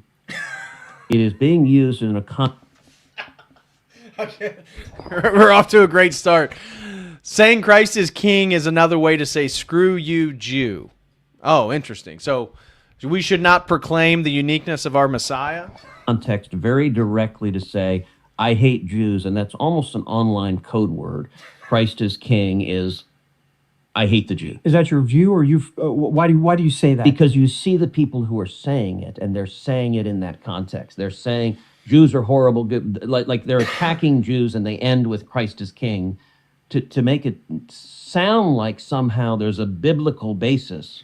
Can we get Christ is King in the chat here? Everybody put Christ is King in the chat. We need some Christ is King. And then ortho chat emojis for anybody who's members. We need to purify the chat right now, especially with this garbage that Ted Cruz is spewing. For attacking Jews. Look, Jesus was a Jew. And by the way, the twisted theology that says Jews are Christ killers, and that's been used to justify anti-Semitism, to justify persecution and murder. Look, as I read the Gospels, Jesus went to the cross willingly. He made the choice to go to... Yes, Jesus did go to the cross willingly. He was God incarnate. But as Pontius Pilate said, his blood is on your hands, speaking to the Sanhedrin, speaking to the Pharisees, speaking to the Jews. It's the Jews who chose Barabbas, right? It's the Jews who chose Barabbas. It's not Jesus who they wanted to prevent from being tortured. So yeah, Is it biblically factual that the Jews killed Christ? Yes, it is. Who went to Pontius Pilate? Who demanded that he be crucified? Who demanded that he be flogged? Who demanded that Barabbas be released and instead of Christ? It wasn't the Romans, and it wasn't Jesus. Okay? Yes, Jesus knew what was going to happen because he already highlighted, if you read the whole New Testament, Ted, that they were going to betray him, that they were of the synagogue of Satan. And the Jews who were not, they converted to Christianity. Go to the cross. And it was not the Jews who killed Jesus. It was me. It was you. Look, Jesus died for our sins because man is fallen. And the wages of sin is death. And Jesus took on the punishment that you deserve and I deserve so that we could be covered in his blood and receive salvation, not through works, not through what we do, but through the gift of God. So this is basically penal substitution atonement theology mixed with Christian Zionism, right? So Jews didn't kill Jesus. Jesus killed Jesus, and I killed Jesus. And, oh, and by the way, if you bless the secular state of Israel, that is the same thing as blessing the Israel of the Old Testament. Well, nobody thinks that. Nobody has ever thought that. Nobody thought that until the last 200 years. And yet somehow he doesn't even have the Bible verses. Remember in the interview with Tucker Carlson, he couldn't even pull out the Bible verses. He was referencing, was it Genesis 18? He didn't even know what he was referencing. Those who bless Israel are blessed by God. Oh, where's that at? I don't know. But we need to bomb Iran. Okay, what's the population of Iran? I don't know. What's the demographics of Iran? What's the ethnic makeup? I don't know. And he wanted to go destroy, blow up Iran. This was after the June strikes on the nuclear facilities. Remember when Trump last summer, him and Netanyahu claimed that they destroyed the nuclear facilities, which somehow weren't gone and were another pretext for our new war with Iran. This guy is led by, again, an evil spirit. He absolutely lies. He has no basis for any of his theology. When he's pushed on it, he doesn't know where it comes from. But if you don't support Jews, you're the problem. And so the idea of blaming the Jews, and look, to be clear, the precise people who drove the nails in Jesus's wrists and feet were the Romans. I don't see anyone being angry at the Italians. They happened to be who was in charge of the government at the time that Jesus was crucified, but it was Pontius Pilate who gave the order. And so I will say, yes, and who did Pontius Pilate said his blood was on the hands of?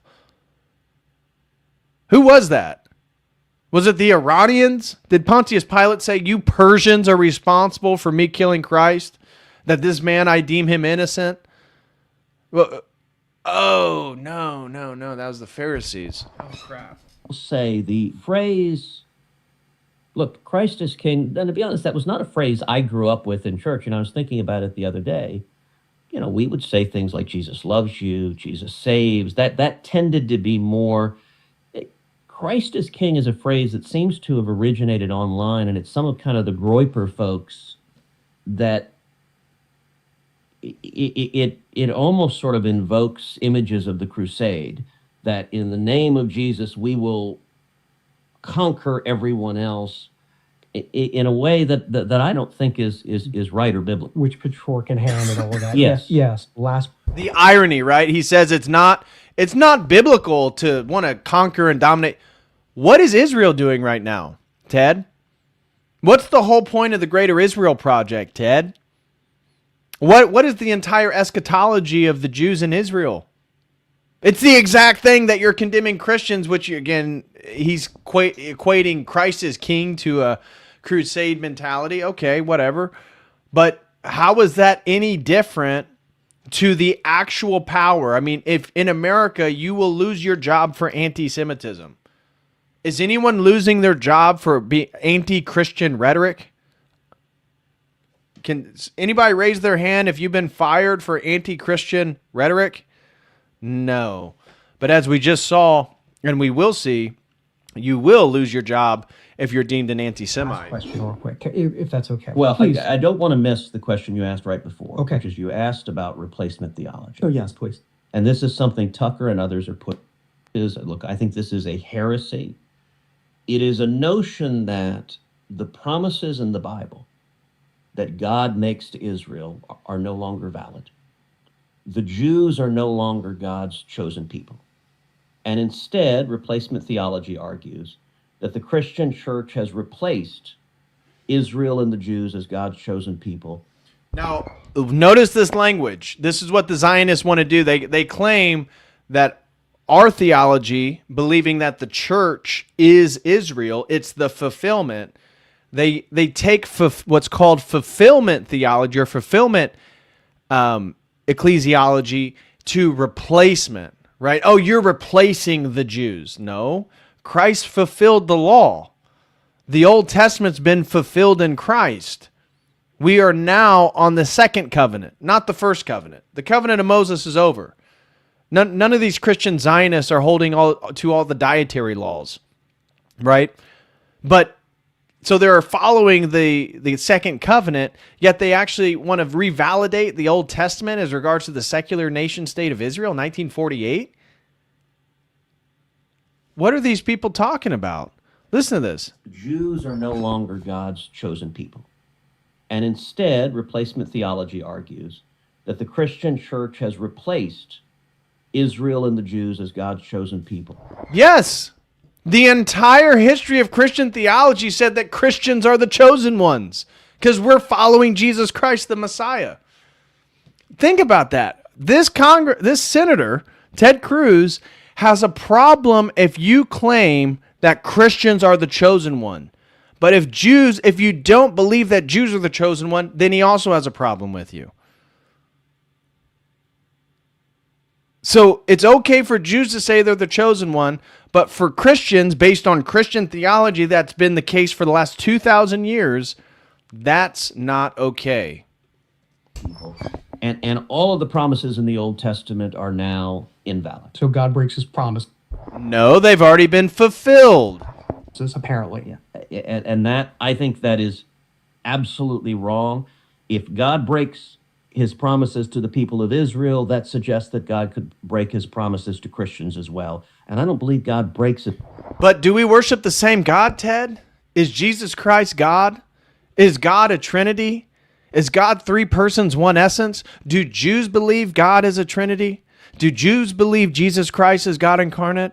We don't even worship the same God, Ted. What are you talking about? What are you talking about? And this was the rabbi then that I wanted to show you guys. This is just from 2 days ago.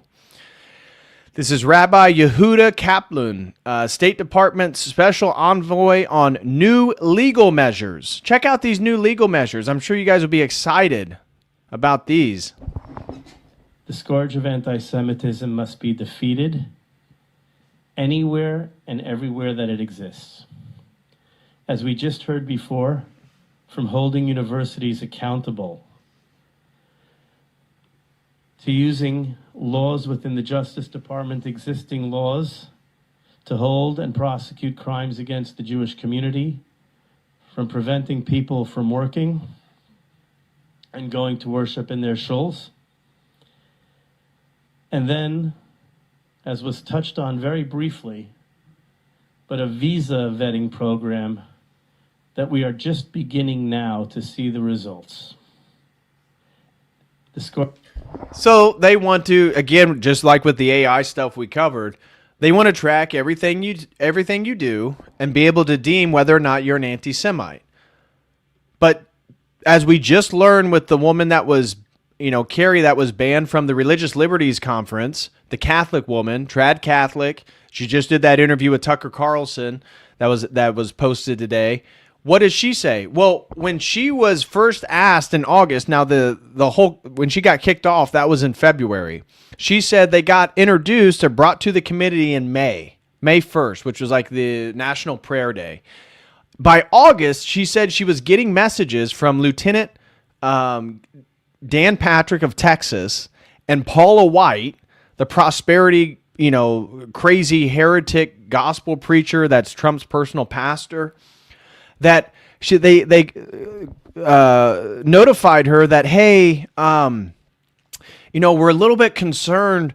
There's people that are alleging that you're an anti-Semite. She said, anti-Semite? How am I an anti-Semite? She said, well, we're looking at your X account and you posted something that was critical of Zionism.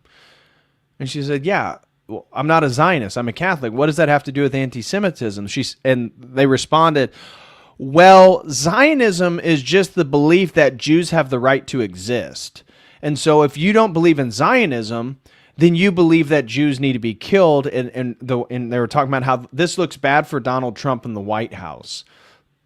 What? So they've redefined anti-Semitism and Zionism. Zionism is a political ideology, right? That's why there's all these Orthodox Jews that aren't Zionists. Like, why are there all these Jews that actually don't support the state of Israel? Because they believe that they're supposed to be perpetual nomads. They're not actually supposed to have an actual physical nation state.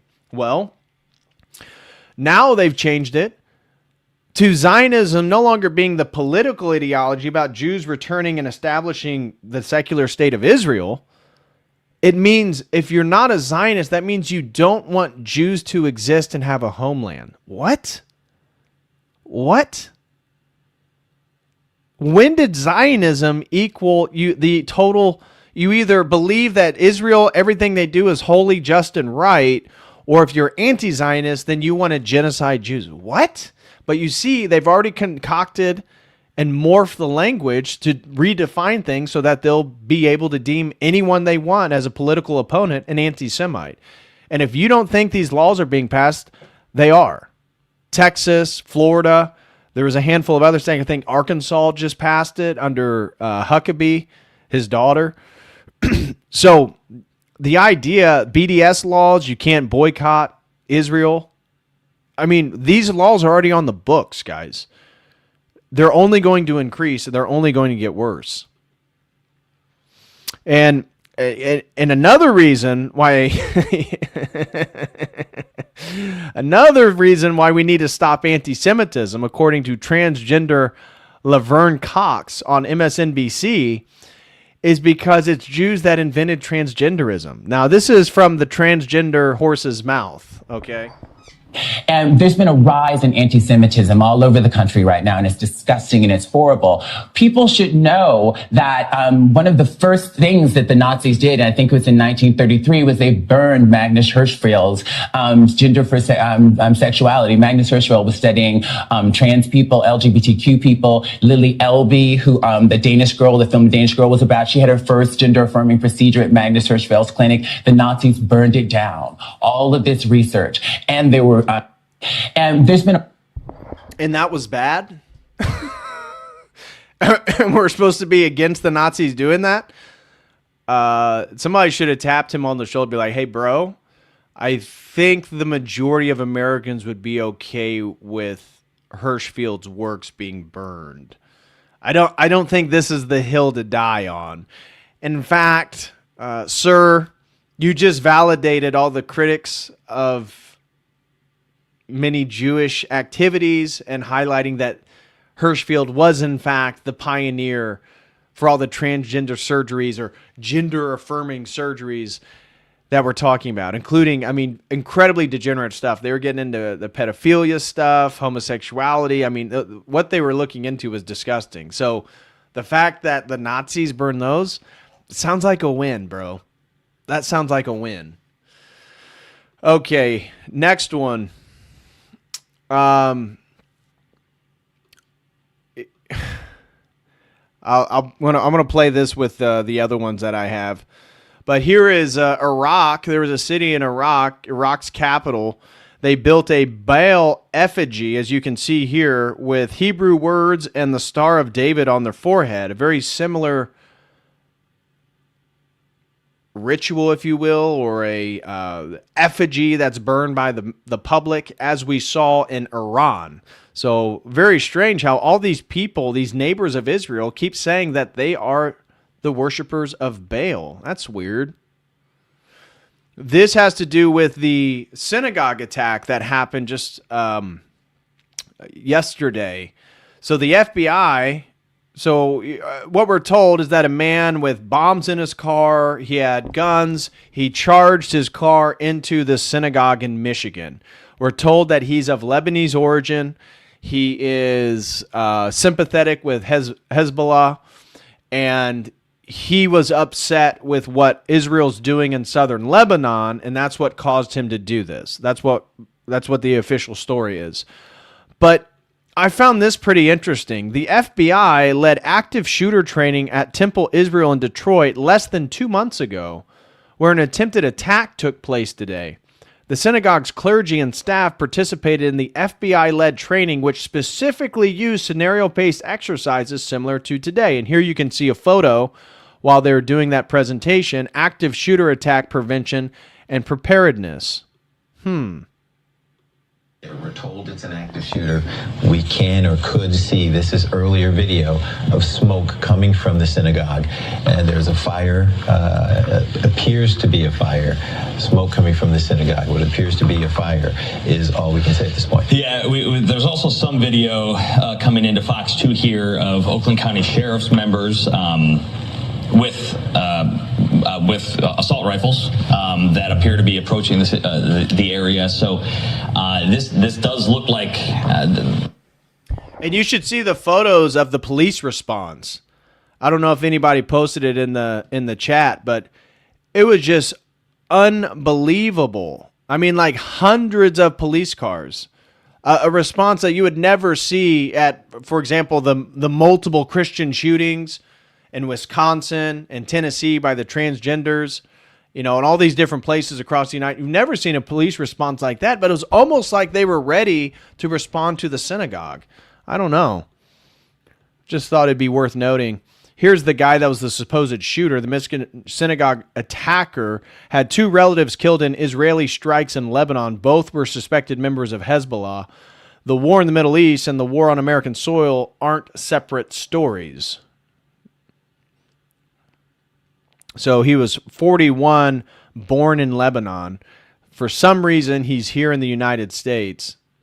This was, before we get into all the war stuff, this one I thought was interesting.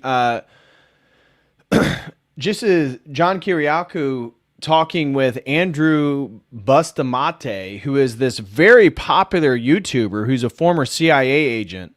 And many people, having listened to his stuff, thought, oh, wow, he's super based. He's like a trustworthy source. And in this video, you get the real exposure to who Andrew really is. And even though I trust John, former CIA, Orthodox Christian, you can tell based on this back and forth that Andrew seems to be very much still with the party line. Why are you working with Russian state media? Because the only people who offered me a job were the Russians. So then when you became a sworn officer of the United States, what was your intention? Because you have to know that by affiliating your name with Russian state media, you might get to say anything you want, but that doesn't mean that's what goes to air. That is exactly the foundation for how Russian covert influence operations happen. Aw, poor CIA. The American government. What have they done for me? What have they done for my children? It was the CIA that put me in prison. What in the world do I owe the CIA? It was your decisions that put you in prison. It was the CIA's law-breaking that put me in prison. It was your choice to highlight the CIA's law-breaking to media that put you in prison. There we go. So we're in agreement then. Your they live every day under the protection of the United States. They have all the benefits of American citizens. Wow. And you're sitting here saying... You're a true believer. I'm a true believer in the fact that we have to serve the American dream. We have to serve the American purpose. That's what we're here to do. And that's exactly what I'm doing by opposing the American government. So whenever you see that Andrew Bustamante, just know that he's still a shill. He's still going to put forth whatever his handlers want him to say. So, okay. Now with all those news to other news, now we're going to get to the big stuff, and it has to do with the war. I have some funny stuff to begin with. We can't do a drama alert without at least having some laughs. Ted Cruz was funny. We expected that. But I got to show you these new AI videos that just dropped of Jeffrey Epstein. They're hilarious. They're absolutely hilarious. So before we do that, let me catch up real quick on some of the comments. One Shot throws in 5, says Ted Cruz is evolving into the evangelical boomer final boss. Yeah, well, him and Lindsey may just get married, and they just may be the final boss couple. Stefan Mistovich throws in 5, says Blessed Lit DPH. I appreciate your work. Thank you very much, Stefan. God bless you. I appreciate that. Blessed Lent to you as well.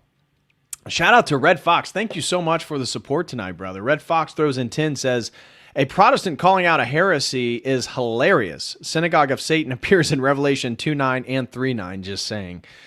Yeah, I know. I don't think they read the Bible. I really do not think they're concerned with theological coherency. Nathaniel throws in 5, says it's clear that Ted Cruz isn't the Zodiac killer. He's nowhere near smart enough to get away with it. That's true. It's true. Apparently, he's like great at debate. He was like some outstanding high school, college debater, but not impressed. Not impressed with his intelligence at all. Okay, now these are funny, guys. These are funny. I can't wait to share these with you. So the first one, this has to do with the Jeffrey Epstein, introducing you to the Jeffrey Epstein wars. This is him dressed up as a U.S. commander. The videos I'm about to show you, this is where AI is actually pretty funny. So we just did a section talking about the dangers of AI and how Palantir and the tech elite are implementing it. This one is great satire. So I'm gonna play. There's like 3 of them.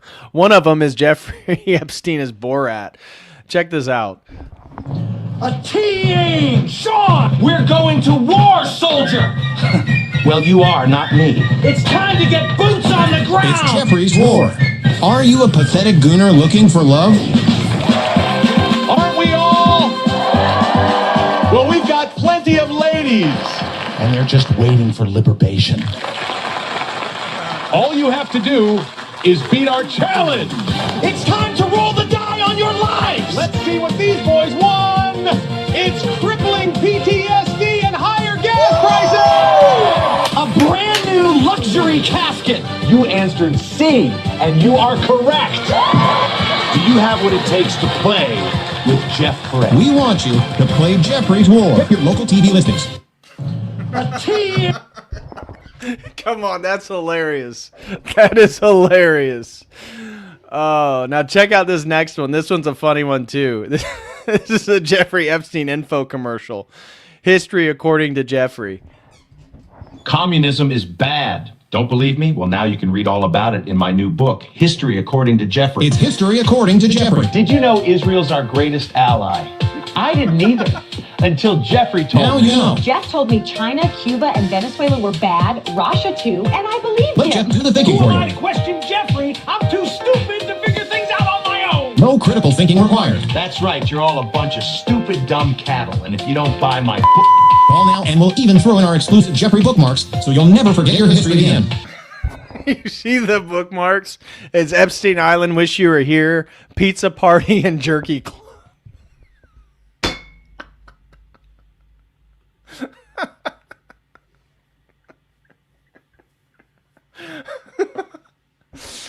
Oh my gosh. That is so funny. That is the ultimate use of AI right there. And then the third one that I thought was hilarious. Well, actually, here's Borat. This is the third one I thought was so funny. Jeffrey Epstein as Borat, starring in Borat 3.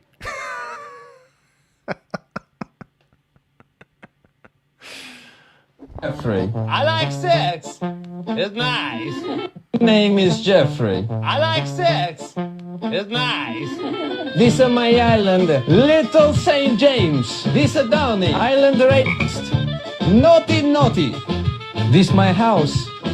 Entry, please. Here's my neighbor. He is pain in my asshole. I get a big yacht party. He was get a big yacht party. I get a yacht model. He must get a yacht model. I get a sacrifice. He cannot afford. Great success. This is my friend, the smartest man in the whole St. James. I love him. Love you too, nigga. Over here, our town pizza place. Mmm, delicious. My bed. nigga. My favorite game, Fortnite.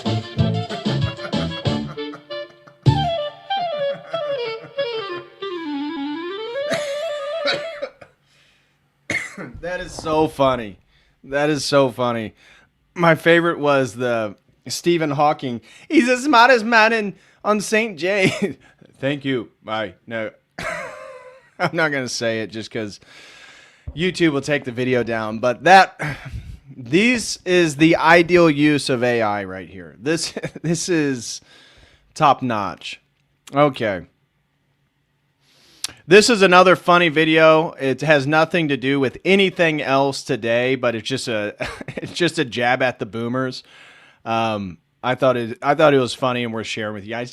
We gotta have to have some fun, right? Everybody needs to lighten up a little bit. And you Gen Zers don't seem to understand is now, son, what you millennials and you Gen Zers don't seem to understand is that if you just ate food at home, you wouldn't be in debt. It's not rocket science. No, Dave, you don't understand. I'm already working 60 hours a week just to put food on the table for my family. Well, there you go. There's 168 hours in a week, Buttercup. Sounds like you have a little bit of time left over. Sure, whatever. But my point is, Dave, that boomers like yourself don't understand that groceries are getting more expensive, not to mention health care and child care. Listen here, buddy. Groceries have never been expensive, all right? All you guys do is complain. Oh, Dave, my grocery bill. Oh, Dave, my medical bills, my child care bills. I remember when the only bills we used to talk about were Clinton and Murray, all right? You're lazy, pal. It's just that simple. Because if you have a job and you work hard, just like I did in 1978, you're going to be just fine. Believe it or not, Dave, I'm already working hard for my family, and we're still struggling. Do you have any actual advice? I do. Here's my actual advice. Buddy, pull yourself up by your bootstraps and make sure you've got $1,000 in your savings account. Holy balls, Dave. If our family had an extra $1,000 lying around, we wouldn't be struggling to... Goodness gracious. Talk about a guy that's just disconnected from reality. Are you kidding me? Buddy needs to quit drinking his Starbucks and getting his avocado toast. Otherwise, he's going to be in some real trouble. Unbelievable. So that's a little mocking of Dave Ramsey. Okay. Now let's get into the main juicy stuff. This is the war with Iran. What's the update? What's the latest happenings? What's the latest news? Well, as you'll see here, in regard to some of the confirmed targetings, Lebanon Health Ministry, day 14 of the war. So the war on Lebanon started with the war in Iran.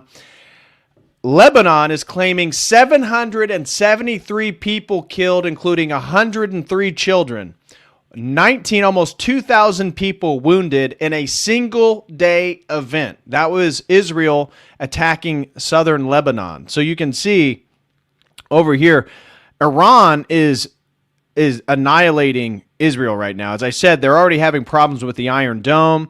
Hezbollah in southern Lebanon has already taken out a major Iron Dome battery over here in northern Israel. But Israel is just going full force right now in regards to southern Lebanon. I mean, 2,000 people injured, almost 800 people killed, over 100 of them being children. So the same rigmarole that we see from Israel during the Palestinian conflict is now being leveled at the Lebanese. So here's some of the major headlines regarding the news right now. We were told that there was only a total of 6 U.S. deaths. Well, yesterday, 6 died in a U.S. KC-135 refueling aircraft goes down in western Iraq. Iran initially claimed that they shot this plane down. The U.S. responded that it was their own incompetency. People are speculating whether another U.S. plane hit this plane. We're not sure, but it killed everyone on board. So that happened. According to this article, the total death toll is now at 13. However, as I told you, there's so much censoring going on with this war right now. We didn't even know that there was 140 U.S. soldiers that are apparently injured from this conflict. The U.S. is not really being very transparent with the harm And unless other news outlets are reporting on deaths or something major happens, they're kind of not speaking about it. So this war in particular, much more than the Iraq or Afghanistan or any of the recent military conflicts around the world. I mean, Ukraine and Russia, we were getting more information about Ukraine-Russia war than we're getting about the U.S.-Iran, U.S.-Israel versus Iran war right now. As I told you, Israel right now is under what they refer to as military censorship, which they deem as necessary for the survival of the nation, and so that no targeting sites or any sort of intel gets leaked or is available to Iran for potential operations. So 13 after all crew on board U.S. refueling plane died in crash. That was yesterday. And here's Fox News saying that U.S. cargo ship hit by projectile in Strait of Hormuz while Iran launches fresh attacks on Middle East. Now, I have the video. This is the supposed video of Iran hitting a U.S. owned cargo ship. This was just a couple days ago. So there's, the audio is not really important, but you can see direct hit. And this is what's revealing the incompetency of the United States. What is our response to them taking out a passenger cargo ship? Just, continuing on with the war. We're told that we have total naval dominance, right? Pete Hegseth is telling everyone, as he said this morning, that we have annihilated the Navy of Iran, but then talked about how the only thing stopping the Strait of Hormuz from being closed is that Iran has control over it, and essentially their Navy and their ballistic missiles can be fired at opposing targets. So which one is it, Pete? Is the Navy in control? Did we wipe out their Navy? Because Iran responded by showing a video of that many of their naval equipment was underground in an underground base. So then we were told that the U.S. has total air dominance, but then there's been speculation about planes that have potentially crashed. There was rumors that some U.S. soldiers were kidnapped and that they were being held as prisoners by Iran. Again, that was a rumor. We had all these rumors regarding Netanyahu's brother being killed on the attack on Netanyahu's house. That seemed to be a total fake story. We heard that Ben Gvir had been seriously injured, but we still don't know. There was a claim that Benjamin Netanyahu was dead 3 days ago and that he's been dead. And he then did a press conference or recorded a video that he posted in Hebrew. But there's some strange anomalies with the video, like at one point him having 6 fingers, which I'll show you. So one of the big takeaways has been the ineffectiveness of the U.S. military. But here, even on MSNBC, it's now just a matter of fact. Why did the U.S. go to war? Israel made us do it. What is the reason, if the nuclear program isn't the reason, as poor Ted Cruz, I never thought I'd put those 3 words together, is over there talking about nukes? And we know that the intelligence did not suggest that an attack was imminent from Iran. What is left? Why are we at war with Iran? Great question. Yeah, great question. I mean, the simplest explanation, might be the one that they gave 24 hours in, that they've kind of tried to backtrack since then, which is that Israel made us do it. That Bibi decided on this timeline, Netanyahu decided he wanted to attack, and he convinced Trump to join him by scaring Trump into believing that U.S. assets in the region would be at risk, and so Trump was better off just joining Netanyahu. I hope that isn't the full explanation, but you're right. As we are now hearing that the nuclear program is not part of their targeting campaign, as we're now more confident that even harder line leadership is taking hold, as the Strait of Hormuz is still being shut down, even as we get their Navy, what's left as the explanation? It might just be that Israel forced our hand. And how weak does that make the United States look? How weak are we if our allies can force us into wars of choice that are bad for U.S. national security interests? So everything I've been saying, now it's just mainstream news regarding Israel getting us into this conflict. And realize that, as someone highlighted, the U.S. has been escalating this as well. When you look at, in Iran, you can see that the U.S. has even targeted the desalination plants. Now, we talked about Iran potentially hitting the desalination plants of the Gulf Coast.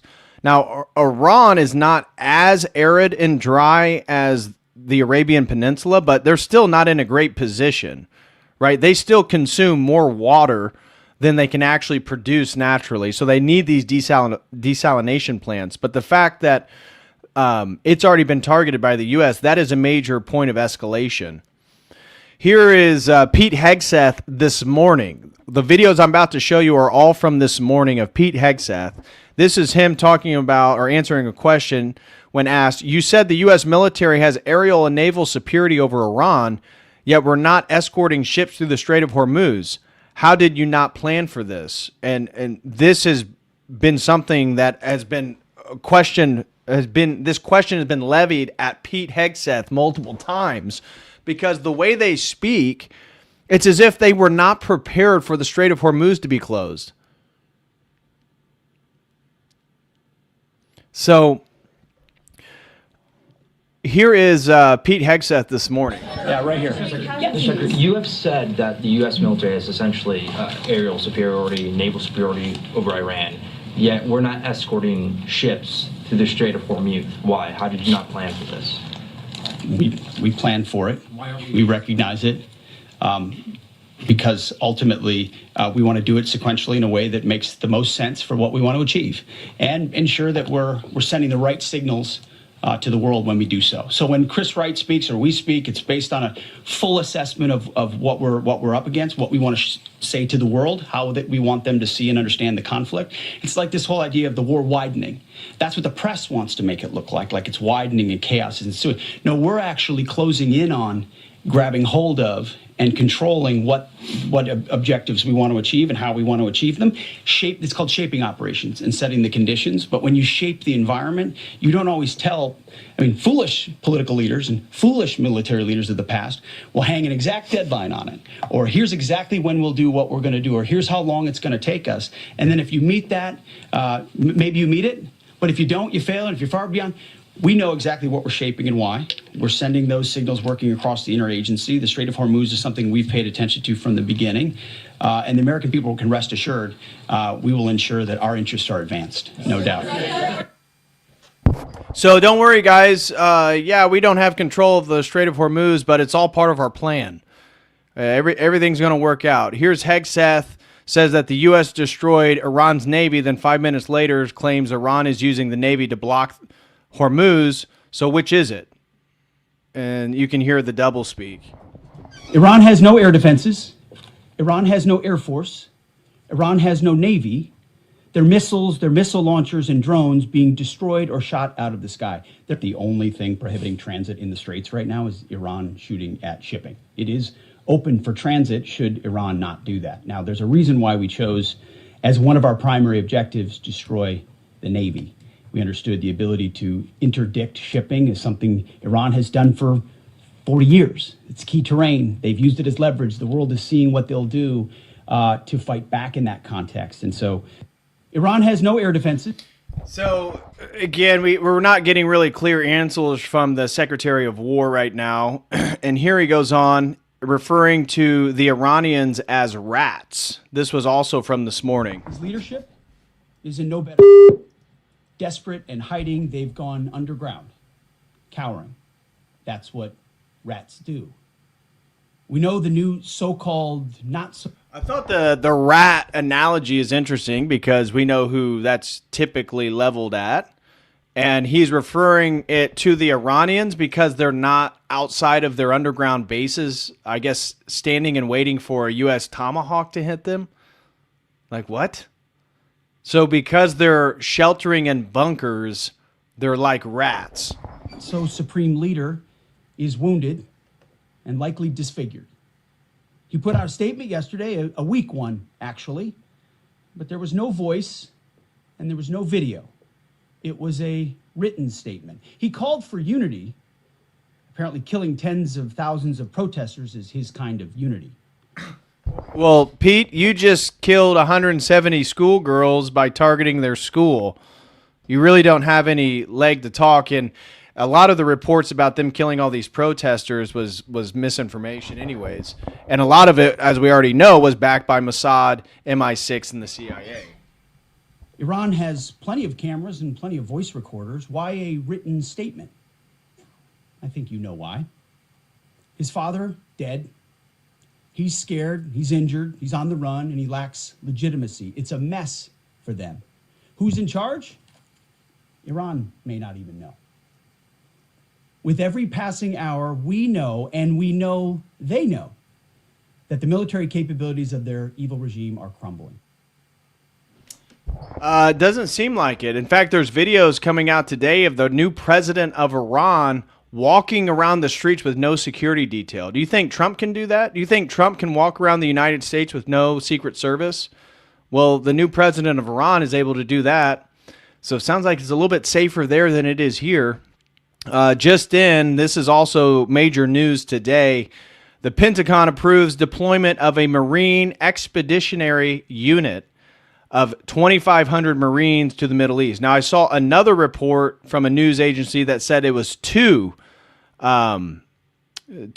units, and it was 5,000 total Marines that are going to Iran. And this was the video that came out today at the beginning of their expeditionary unit going out of the sea, or one of the ships here near the Strait of Hormuz. So this war has officially ramped up to full-blown 2,500 to potentially 5,000 boots on the ground Marines. Now, Marines were the first ones to go in the war in Iraq as well. Okay, so this is typical military strategy from the United States when they're going to ramp up boots on the ground. Now, as we've talked about, Trump said he didn't want boots on the ground. Netanyahu from the beginning said he did want boots on the ground.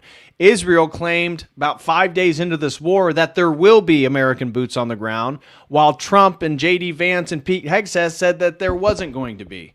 Now we're, 7 days later, and we now have boots on the ground. So the idea that Trump or even the United States is running this war is, that mirage is totally gone. It's quite clear now that we are doing anything and everything the Israelis ask us. Pentagon pegs daily cost of Iran war at $1.9 billion a day. That's a day, guys. If this war continues for 1 year, that's $687 billion. For perspective, $687 billion could eliminate the income tax for every household up to $150,000 income. That's unbelievable.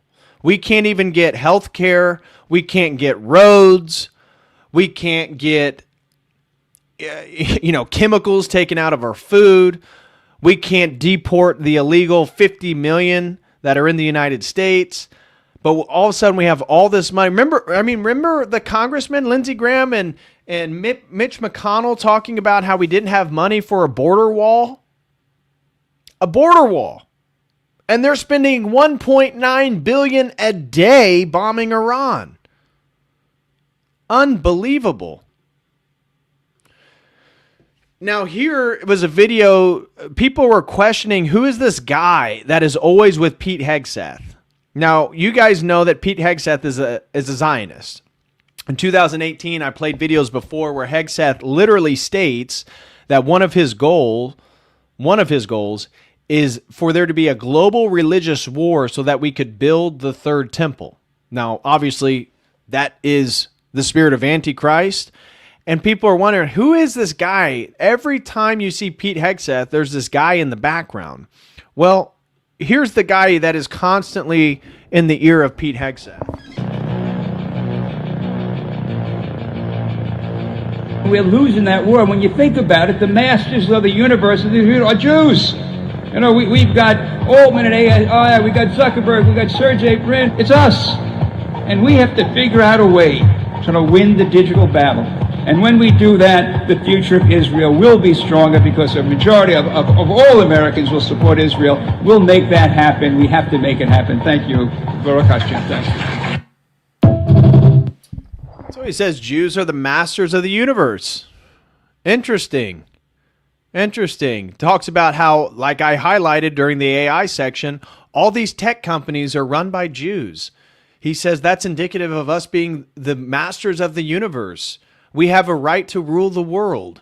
We're the chosen people. And we need to use our technologies to make sure that other people also venerate Israel. So that's one of the leading voices in the ear of Pete Hegseth. Also, major news. Congress passes automatic involuntary draft registration. Yes, quietly this week, the U.S. Congress passed the draft.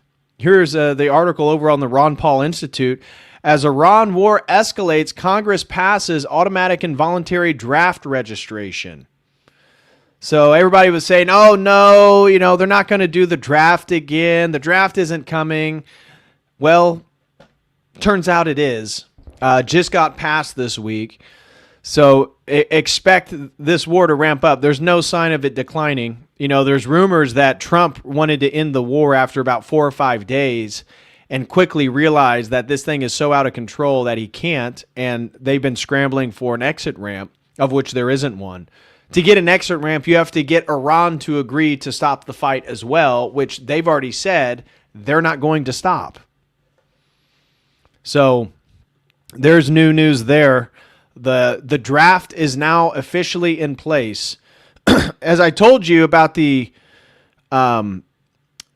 president of Iran, here is a video of Iran speaking about how it allows gas tankers to sail to India through the Strait of Hormuz. This is from Reuters. New Delhi also set to receive crude oil tanker with Saudi oil tomorrow.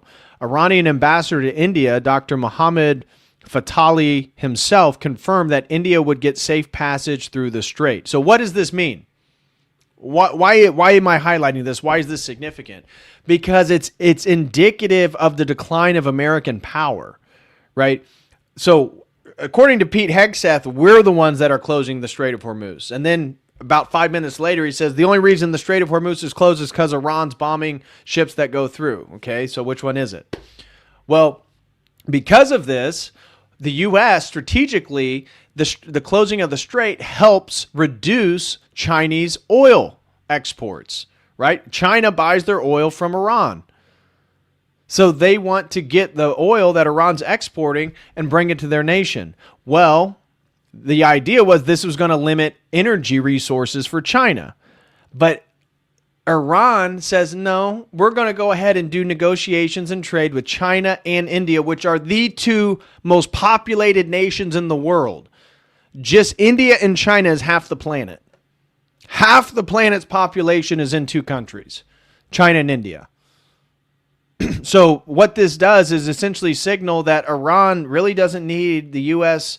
involved in anything, and that India and China are bypassing the U.S. and just going straight to Iran for negotiations regarding crude oil. Next one. Apparently the Houthis of Yemen are claiming that they're going to join the war. And so day 13, this was yesterday, Yemen says, we are waiting for the right moment. Another strait will be closed very soon, talking about the Red Sea. Now, what happens if the Strait of Hormuz and the Red Sea is closed? According to Grok, in this hypothetical full closure scenario, Hormuz plus Bab el-Mandeb, global supply shock would exceed any historical precedent. Spiking, initial spike 150 to 180 per barrel of oil, prolonged 250 or higher. Extreme volatility depends on duration.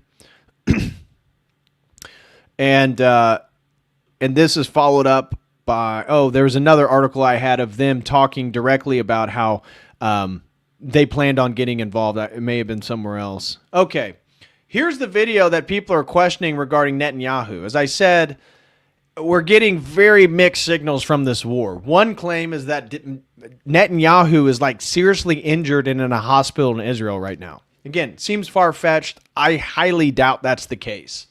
But what is exacerbating these conspiracy theories is the one video that Netanyahu has been seen in the last 4 days or so has 6 fingers in it, which makes you think that it's AI generated. So Iran claims Netanyahu is not in office or at house after Iranian missile strikes during 3rd of March. The latest video released by the Israeli government shows that it was AI generated. So again, I'm not saying that Netanyahu has been killed or Iran is right in what is. We don't know. It's really hard to find any information on this. But this is strange. Watch when you play the video. It'll stop there. Notice how many fingers he has. So on this hand, he has 1, 2, 3, 4, and 5. Normal hand, normal left hand. His right hand, though, has 1, 2, 3, 4, 5, 6 fingers. Huh. That's strange. And then there's another one right here where he has a thumb and then 1, 2, 3, 4. There looks to be a finger in between the index and his thumb.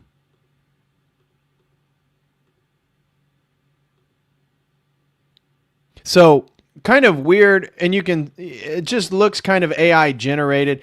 Who knows what that means? Maybe it's a real video. They used AI, it kind of messed up his hands or something. Who knows? But according to Iran, they're claiming that Netanyahu's actually seriously injured and potentially in the hospital. We'll see. Here's the long lines I was telling you about, the energy crisis in China. You can see how long the lines are to try to get gas right now. They're trying to fill up before the next hike in oil prices because, again, China is so dependent upon Iranian oil. And here is an interesting video about a signal that's going across the radio waves that could be secret messages of the Cold War era for Iranians. I'll show you that in just a second. But I want to remind everyone to smash that like, guys. We need how many to reach our goal? We might have to do some grifting. We need 11 more to reach our goal, guys. Don't make me start grifting here. Where's the pay piggies at? Let's see. Nathaniel said, oh, yep, we got that. Vigo throws in 2. Come on, guys. I want to show you this next. Let's get the momentum going. Where's everyone at? Help me out here. Arc Builder throws in 10 over on Dono Chat. Says, crazy take on AI from Harrison Smith's interview with Mike Adams. I agree because the demons are present, not because silicon is smart. He's referring to this video here. Exclusive AI developer Mike Adams breaks down the truth on AI. There is no such thing as artificial intelligence. It's all created by our creator who created the simulation. Oh, gosh. No. Anyone who believes in the simulation, no. Arc Builder, I do appreciate it. If Mike Adams believes that God created a simulation, I mean, that calls in the question of free will, metaphysics. No. Anything that believes that we're existing in the simulation is just totally off base. No way. Here we go. Elite Beaver throws in 2, says Griftmeister. Thank you so much, Elite Beaver. God bless you. And Mr. Fist throws in with a Hogan face, $10. Thank you so much, Mr. Fist. You've been incredibly generous. You and Red Fox. Thank you guys very much. And there we go. KLW329 throws in a generous $20. Says, glory to God for all things. Amen to that. And blessed Lent to you and your family, KLW. Hope you guys are doing good. And blessed Lent to Mr. Fist and Elite Beaver. Appreciate you guys supporting the channel and supporting the work. It really means a lot to me.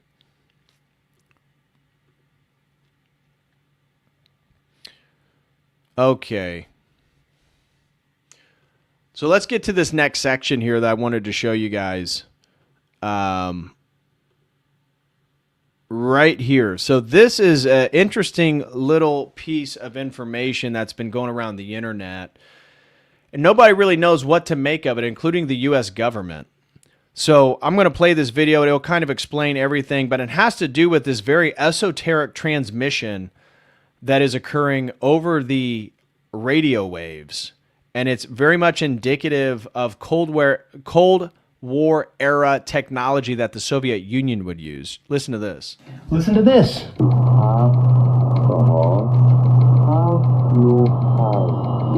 On the first day of the U.S.-Israeli attacks on Iran, something strange appeared on the airwaves.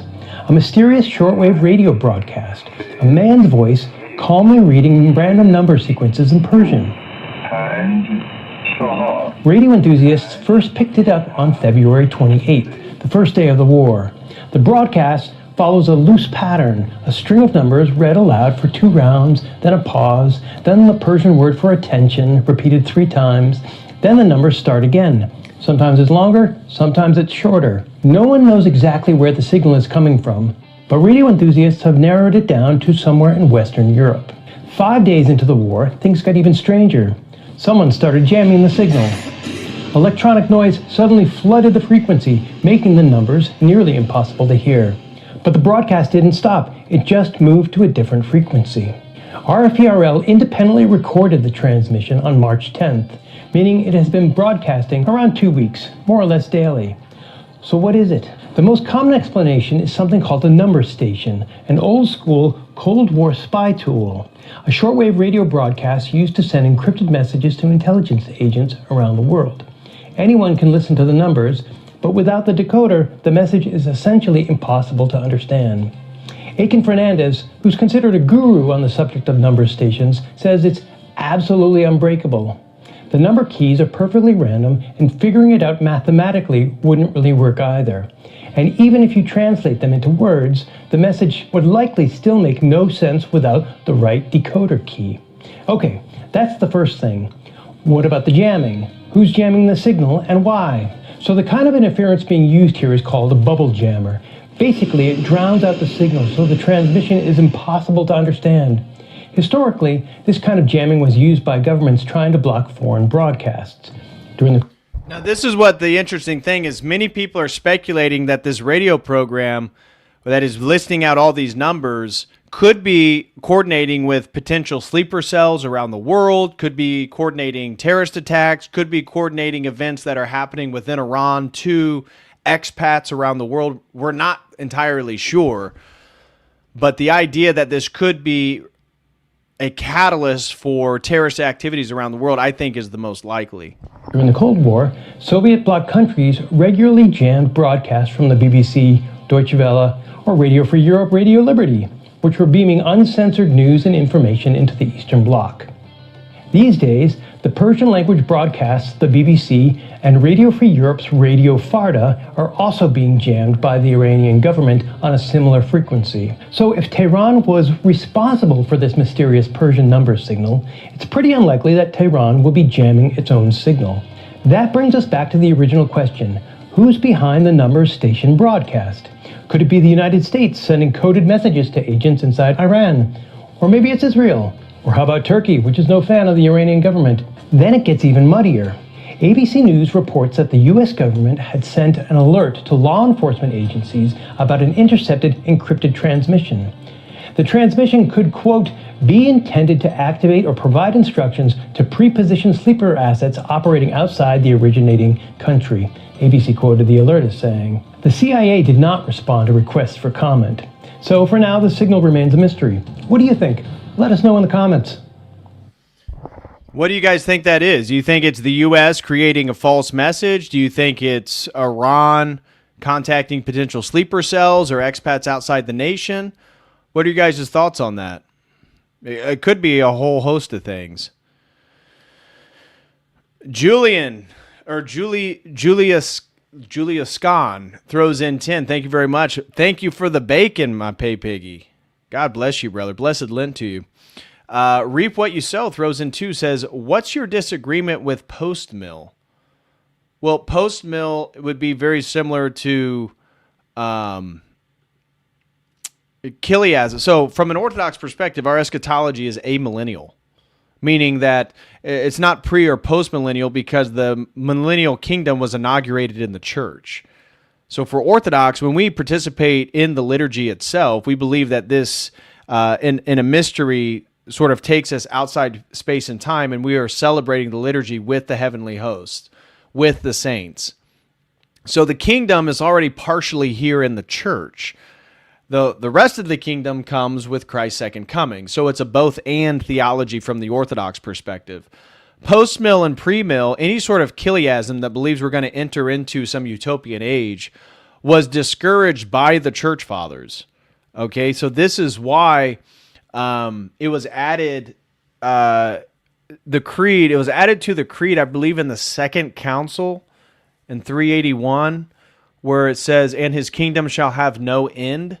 Because the idea of any pre or post-mill eschatology is that the kingdom that Christ inaugurated ended and that the new one will begin at a later point. We don't believe that. We believe that same kingdom that he inaugurated in the church is still present, although it's also partially fulfilled. It's eventually going to be fully fulfilled, but it's the millennial kingdom is partially present. It's glimpsable through the church. That would be our argument. So the disagreement with post-mill is that we would say it's just inconsistent with the tradition of the saints. It's inconsistent with the 7 ecumenical councils. And pre- and post-mill eschatology are really later developments. I mean, amillennialism was the eschatology of the Catholic Church. That's one of the reasons why the Pope in the Catholic Church went after Giacomo Fiore, because he had a dispensationalist millenarian eschatology. So, yeah. Now, once Christ comes, there will be a kingdom, an eternal, perfect utopian kingdom then. So, I don't know.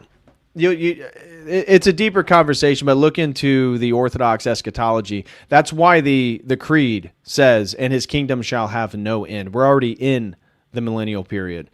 Funky Monkey Love throws in 5, says, if Nephilim were abominations because they were half angel and half human, what does that make Jesus if he was incarnate? Well, he's not half of anything.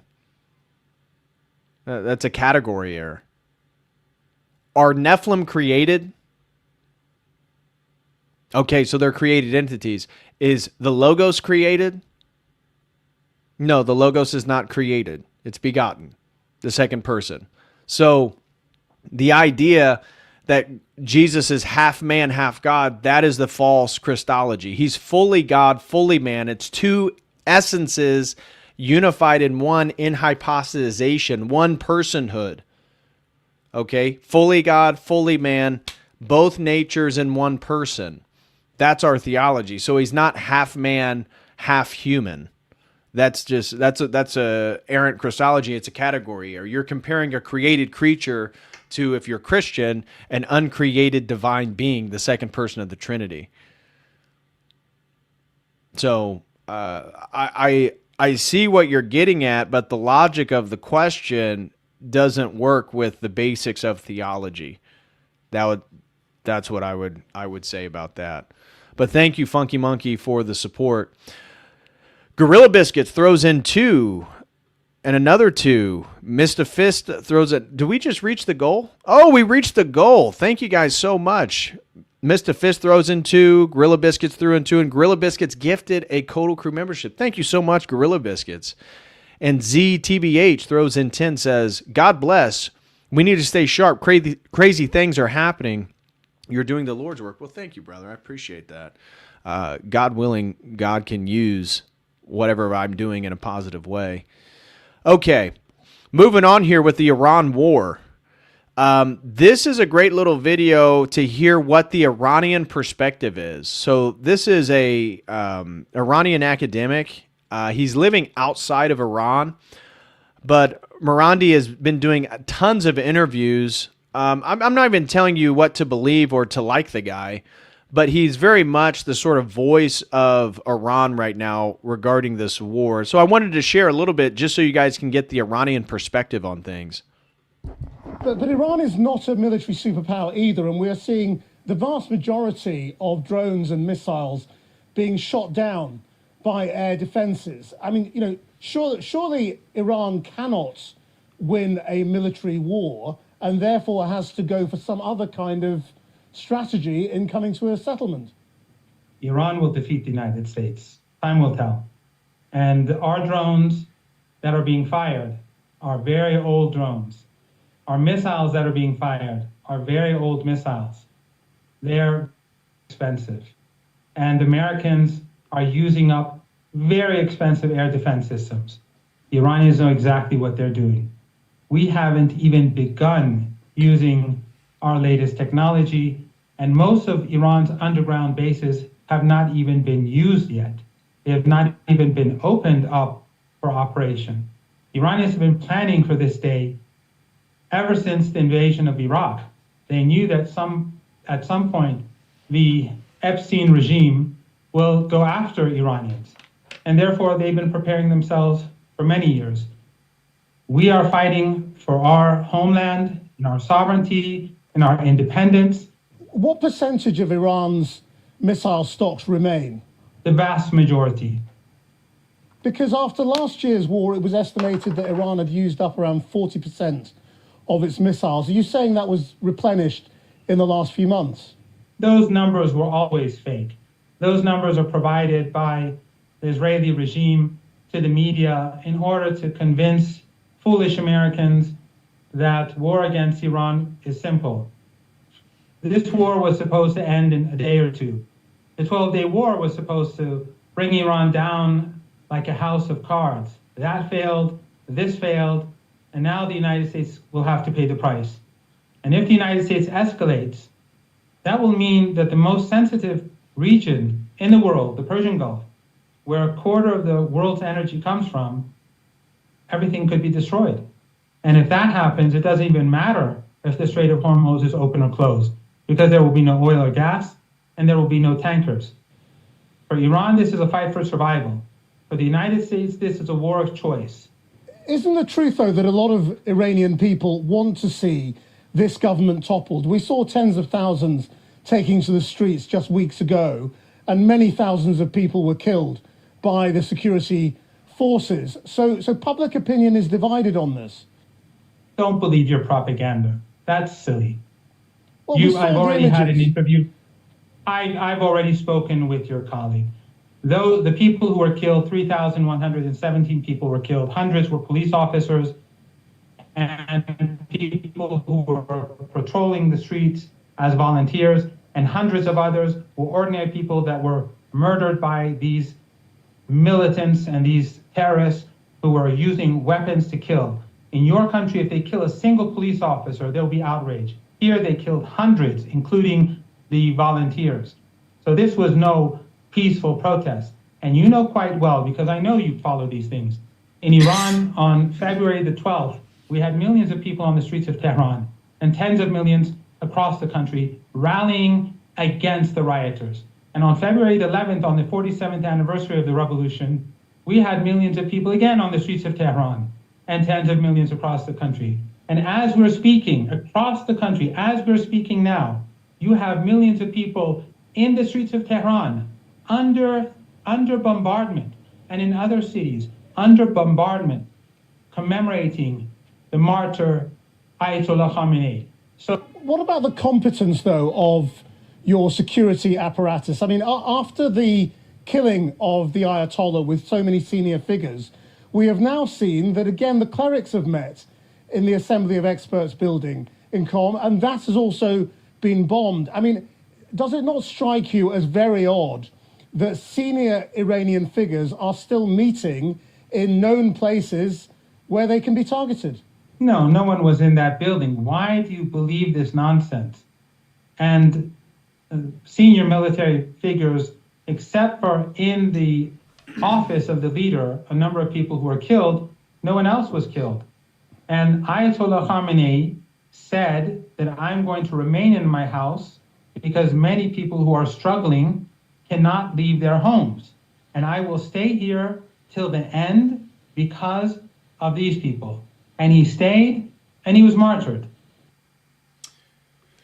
And he was martyred. According to all reports, the Ayatollah knew that he was going to be targeted, and he was already like 86. He wasn't in great health, and so he believed, I watched another interview, and Marandi's, he said that the Ayatollah knew that he would be more beneficial to the movement and the resistance against Israel in the United States as a martyr than a living Ayatollah. And so from his perspective, the U.S. and Israel walked right into a trap to galvanize the Iranian people and consolidate their nation and the support under the IRGC, which from all intents and purposes now is exactly what has happened. And then here is Morandi also talking with Glenn Deason about potential false flags, something that I've also said regarding Israel. There's no doubt about that. But one thing that I should add here, and I think it's important for your audience to know, is that all this talk about drones in the United States and the Iranians, these are all lies. The same people who carried out 9/11, I used to be one of those who didn't believe I thought it was just Al-Qaeda. The same people who use Al-Qaeda in Afghanistan and in New York and in Syria and in Libya, the same people may try to carry out an attack in the United States. That will definitely be a false flag operation.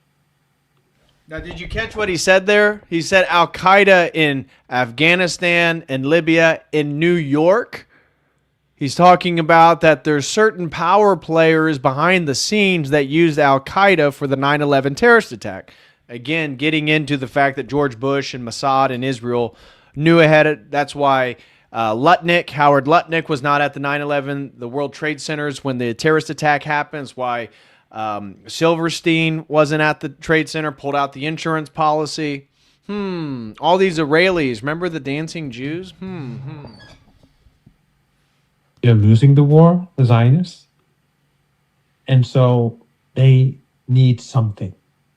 And the only thing that I can think of is for them to carry out God forbid, a major attack against civilians in the United States, to change the mood among ordinary Americans, to convince them that the war against Iran is justified and has to continue. So if anything happens in the West, and in particular in the United States, there's not a doubt in my mind that it will have been carried out by the Zionists or the Zionist regime or someone affiliated to them or some naive fool or a group of naive fools that have been manipulated by them. And that's exactly what we saw yesterday. I mean, we're told that it was Organic, the Lebanese guy that crashed into the synagogue in Detroit.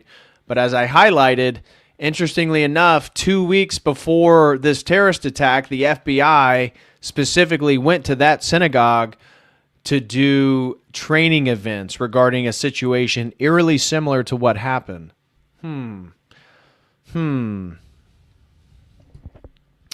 Here's a video, one of the few videos we got out of Israel. This is of Tel Aviv, and you can see how intense the bombing has been from Iran and how successful their targeting has been. But this was one of the videos that Grok said was not fake. So there's been so many videos coming out, and you'll have Grok. But Grok hasn't been great. Grok has clearly been edited to be way more pro-Zionist and pro-Israel than it used to be. So Grok had to go in a timeout so that they could fix its glitches, because its responses are very different now than it used to be. And what is all this? What is the war in Iran doing for Putin? Well, it's actually enriching Russia beyond belief. And in fact, some people are claiming it's making Putin the most important world leader on the scene today. So reports have come out that Putin has been speaking with Trump about ending the war in Iran. And what did he say he was going to do? Offer to take Iran's enriched uranium off the table and move it to Russia. Trump said no.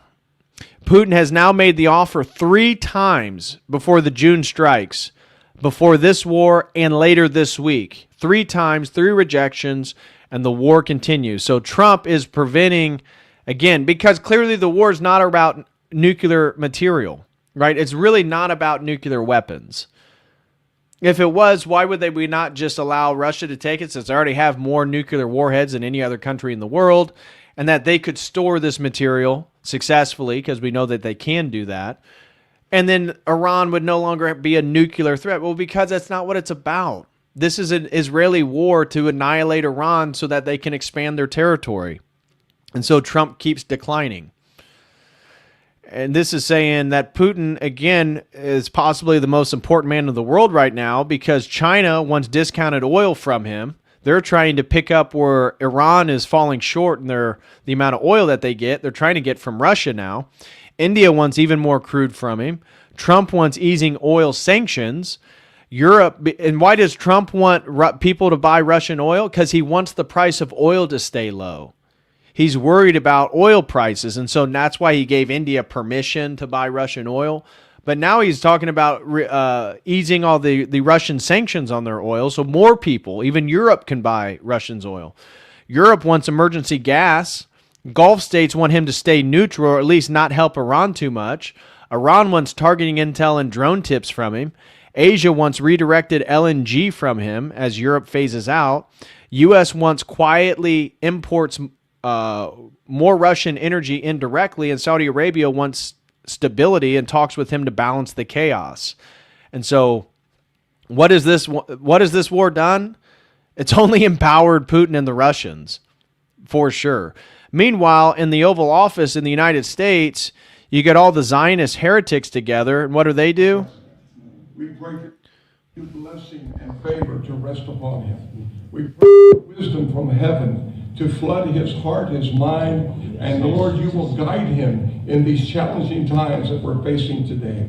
I pray for your grace and your protection over him. Yes. I pray for your grace and protection over our troops and all of our men and women serving in our armed forces. And Father, we just pray you'll continue to give our president the strength that he needs to lead our great nation as we come back to one nation under God, indivisible, with liberty and justice for all. We pray your heavenly blessing upon him in Jesus' name. Amen. So, while Russia's Orthodox and only being strengthened by this, we have Zionist heretics like Paula White putting hands on Donald Trump, thinking that this is some type of divine mandate, war with Iran. Iran's foreign minister landing a clean shot. This is, again, talking about Russia's significant rise here. And so this is Foreign Minister Saeed Abbas Araghchi. He says the U.S. spent months on bullying India into ending oil imports from Russia. True. After 2 weeks of war with Iran, White House is now begging the world, including India, to buy Russian crude. Europe thought backing illegal war on Iran would win U.S. support against Russia. Pathetic. And so it talks about oil windfall. Financial Times gives Russia $150 million extra dollars a day. So yeah, they're making some pretty good money right now. Meanwhile, the U.S., this is today. This was posted, 5:30 this evening on Friday, March 13th. $2 trillion wiped out in a single month. Thank you, Donald Trump. Thank you so much for this war. That's been really good for Americans. You can tell he's doing everything he can to make America great again. White House is divided over the Iran war. Trump's team is reportedly split over how to end the war with Iran as conflict enters its third week this Saturday. Hawks like Lindsey Graham and Tom Cotton want a stronger military campaign. The problem, rising oil and gas prices are creating political pressure at home and threatening Trump's support. Trump's messaging has also shifted, declaring we won at times while also saying the U.S. must finish the job. Meanwhile, Iran has continued retaliatory strikes on U.S. and Israeli targets. The growing risk of disruption in the Strait of Hormuz is also raising fears of a wider global energy shock. So it sounds like even within the Trump administration, they're seeing the writing on the wall. Of course, the arch-Zionists want to continue war straight ahead, while other people are saying, hey, it's probably good. Trump, you're losing all your political support. The Democrats are now projected to win both the Congress and the Senate. Maybe you should stop the war. Maybe you should do what the American people want. Meanwhile, the the puppet of the United States, Reza Pahlavi, the son of the former Shah of Iran, is meeting with Zelensky in Paris. He's expressed interest in establishing a more direct contact and requested a private one-on-one meeting with the Ukrainian president. Now, why would he do that? Because these are all puppets. They're all puppets, and Reza is believed by Israel that they're going to install him as the leader of Iran, but he has no support. He has zero support inside of Iran. Next story. This is the Israeli Defense Minister Katz stunned the world by announcing that the military campaign against Iran will continue indefinitely to achieve objectives and support Iranian citizens in toppling the regime. Oh, gosh. Unreal. Unreal.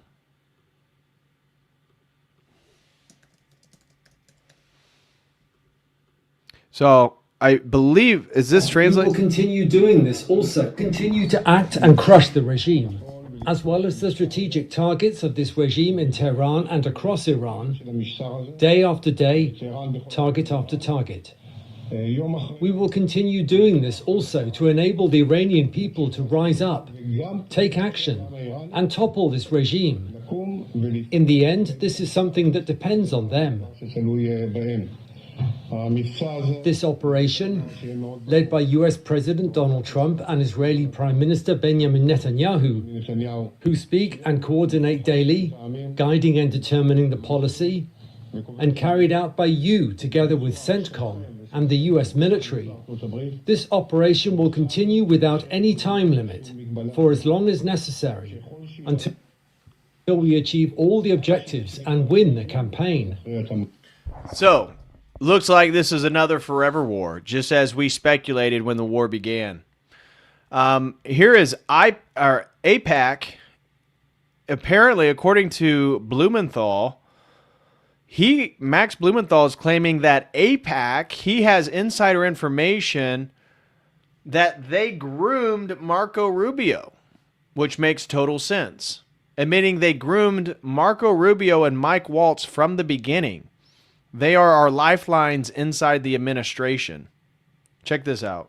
So Netanyahu is realizing the clean break document now through Donald Trump, who has been a vehicle for Israeli influence.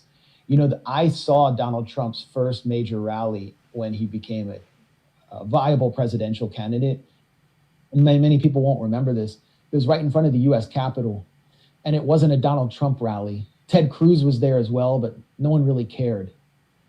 Donald Trump appeared in front of the U.S. Capitol at a rally against the Iran nuclear deal. And Mario, that was a deal that got the U.S. a friendly government in Iran. The reformist camp was very friendly to Iran, represented Iran's business interests, its middle class, and they were, ready to make all kinds of deals with the U.S. in exchange for the lifting of sanctions. Trump was being paid to shred that by Sheldon Adelson, the late casino baron, who was a close ally and friend of Benjamin Netanyahu, sponsor of Netanyahu, and his wife, who now continues his empire, Miriam Adelson. And that rally was sponsored by the Adelsons. Basically, all the candidates came up and auditioned for the Adelsons' money, and Donald Trump won because everybody was just into Trump. The rest of the candidates didn't matter. And so from that point on, Trump was a vehicle for the Adelsons, and he's come out and said, they've given me hundreds of millions of dollars. They don't care about any other issue. They don't care about what Americans are going through. They only care about Israel, bombing Iran, doing what Netanyahu wanted. Look at who's surrounding Donald Trump. his advisors, Mike Waltz, his entire career has been backed by AIPAC. He actually, I leaked audio. I obtained leaked audio from a private AIPAC session in which the CEO of AIPAC, Elliot Brand, said, we groomed Mike Waltz and Marco Rubio from the beginning because they were in Congress. And John Ratcliffe, he mentioned John Ratcliffe, the CIA director. And we made sure that they were like good candidates, and then we've backed them since the beginning, and now they are in key national security posts, and they are our lifelines within the administration. And if anything goes awry, we have clear lines of communication to them. That's an unregistered foreign lobbyist describing Trump's almost his entire national security team. I had a high-level Trump source tell me during the 12-day war that John Ratcliffe was functioning like the Mossad stenographer, basically getting fed misinformation and disinformation by his Israeli counterpart, David Barnea from the Mossad, and feeding it right to Trump that the Houthis are going to get an Iranian nuclear warhead in a week. We have to attack. And then you have Donald Trump coming out and saying, well, the Israelis were going to attack Iran, so we had to go in. Trump has also said about as much. We had 3 senior Trump officials tell the Washington Post the same thing. As you said, Marco Rubio also said after a Gang of 8 briefing that the Israelis were going to attack first. Lindsey Graham has been advising Benjamin Netanyahu. Lindsey Graham's statements are just insane. He's captured Trump. I mean, Lindsey Graham is. I don't think so. Like Tucker was there with Trump. I think Trump just denounced friendly Tucker. to Israel. Trump just denounced Tucker because he's got to keep the donor class on his side for the midterms. Trump has been totally turned into a vehicle for Israeli influence. And then you have Tony Blinken, who is Biden's Secretary of State and really his closest foreign policy advisor, and someone who's very close to Israel, revealing that Israel was constantly threatening Obama and telling Obama, we are going to attack Iran first and you have to follow us. But Obama consistently said no. Blinken did say that. And yeah, I mean, if your producer wants to bring up that clip, it's easily searchable on X. So interesting little bit of information. You know, Marco Rubio's already touted. It's either J.D. Vance or Marco Rubio the GOP believes is going to be the next president. But with things the way they're going, it's probably going to be Newsom. It's probably going to be a Democrat.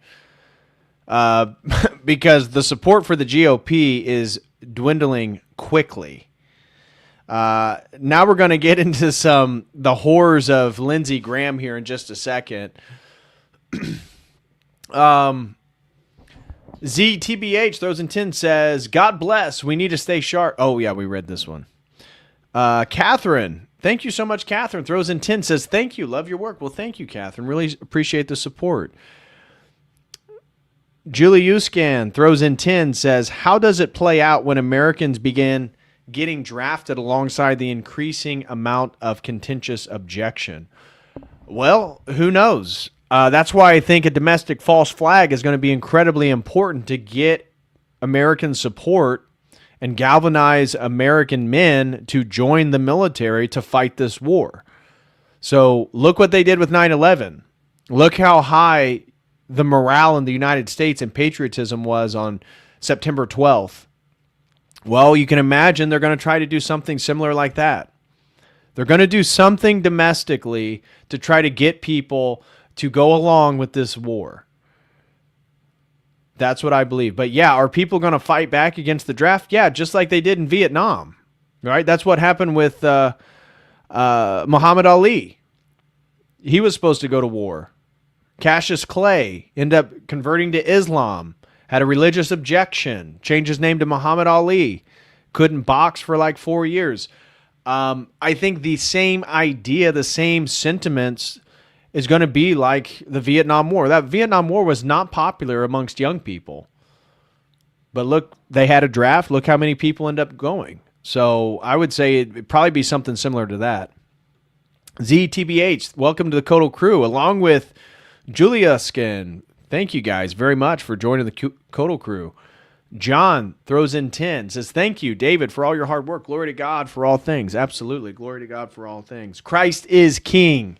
I don't care what Ted Cruz has to say about it. Okay, now I had that clip from Lindsey Graham earlier that I wanted to show, so I'm going to grab that one and bring that one back over here. Where was that? Right here. So we're going to get into some Lindsey Graham nonsense that he's been spewing the last few days. Here is Lindsey Graham volunteers U.S. military to Israel. Says we should move everything over to Israel. This was on Hannity just a few nights ago.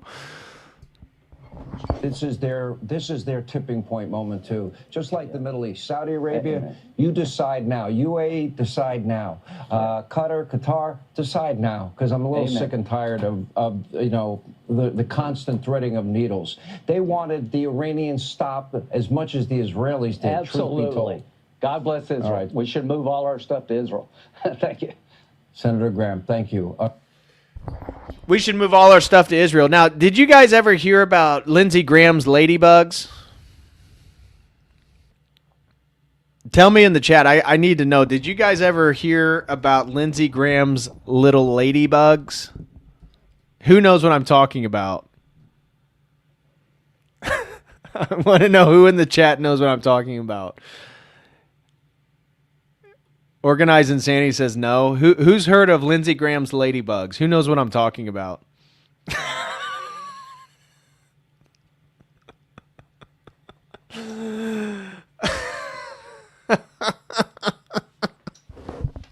Some people know what I'm talking about.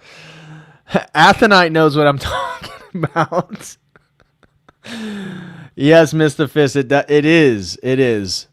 So, okay, I'll tell you guys. You can look it up. This was something that was going around based on apparently a gay prostitute was hired by Lindsey Graham.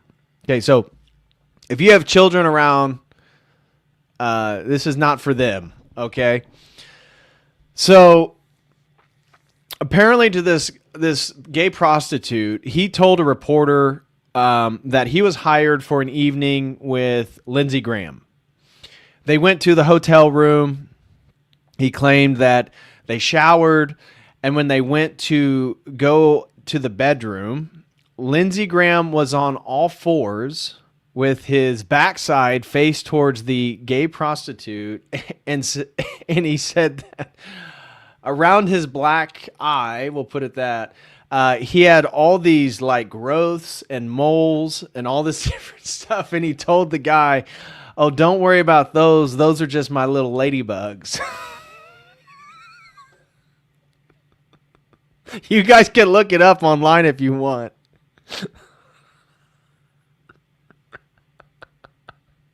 I'm not lying. I'm not lying. Go do an internet search on like Brave of Lindsey Graham's ladybugs.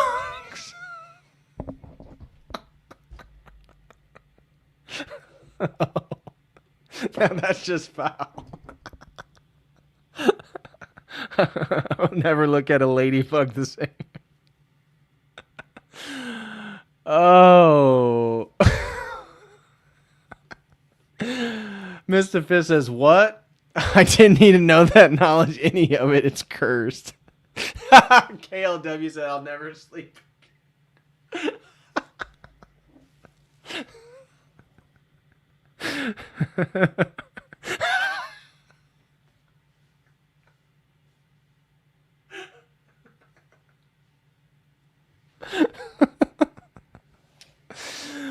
Oh my gosh. It is sick. It is absolutely disgusting. It's absolutely what do I do with this information? You just keep it in your back pocket, Red Fox. You just hold on to that like I did. I've known that for about a year, never shared it. For some reason, tonight felt like the night. Tonight was the night to inform you all of Lindsey Graham's ladybugs. Well, speaking of Lindsey Graham, here's him telling the American people that he stands with Israel, not Americans. Who I think is Ronald Reagan plus. All the anti-Semites to all the isolationists, I don't believe. Forget it. I'm not with you. I'm with Israel. I will be with Israel to our dying day. They're the best ally we could hope for. So we have a commander-in-chief in President Trump, who I think is Ronald Reagan plus, plus, plus. All the anti-Semitic. He's Ronald Reagan plus, plus, plus.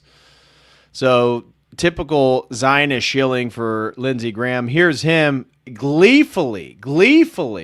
This was just a few days ago. This was the same at the Republican Jewish Coalition. This is where Ted Cruz denounced Tucker Carlson as the most dangerous man in America, Tucker Carlson. Well, Lindsey Graham, of course, also spoke at this event. And as the psychopath he is, he was gleeful that President Trump's the best president he could ever wish for. Why?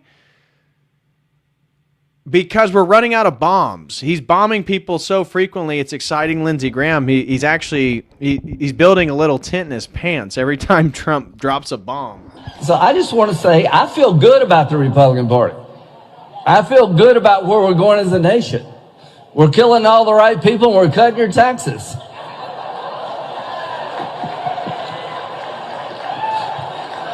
Trump is my favorite president. We've run out of bombs. We didn't run out of bombs in World War II. So why is Trump Lindsey Graham's favorite president? Well, we're running out of bombs. He's bombing people so much. It gets him physically aroused. And here is speculation about larger efforts among Israel. They already control the African diamond industry. Soon they will expand and dominate all raw mineral exports. So one of the goals of Israel is to be the doorway to Africa. And so that they will be able to both acquire the resources of Africa to sell to the rest of the world and all grain. So the majority of grain that comes into Africa comes straight from Russia. And it goes from Russia through Israel into Africa. And so you can see why strategically and economically the Greater Israel Project is so important for them. And then last thing here, remember regarding our Orthodox eschatology, that the next major domino to fall is the stepping down of Erdogan. And Erdogan just made a public statement a few days ago talking about how no one should make miscalculations. No one should fall into the trap of the Zionist massacre network that seeks to pit brother against brother. We welcome the statements made by our brothers in the Iraqi Kurdish region and sincerely believe they will not fall for this game. Now remember, Israel has already said that after Iran, Turkey and Erdogan is next. So this is very much in line with our Orthodox eschatology and seeing how Erdogan's correctly talking about the Zionist massacre network and Israel has their sights set on him. That is a fact. Now for our last section, we're going to be getting into Jared Kushner. A lot of speculation has been going on about Jared Kushner, and I want to cover a little bit about it because it's becoming more apparent that he is truly the force behind the Trump administration. That he has no official position in this Trump administration, yet he's the lead negotiator with Steve Witkoff, who is also Jewish. So two Zionist Jews are the official representatives of the Trump administration for these quote-unquote peace deals. So I want to play a little bit about that. Our sister Rachel Wilson donated $20. Thank you so much, Rachel. Really appreciate the support. God bless you and Andrew. Hope you guys are doing well.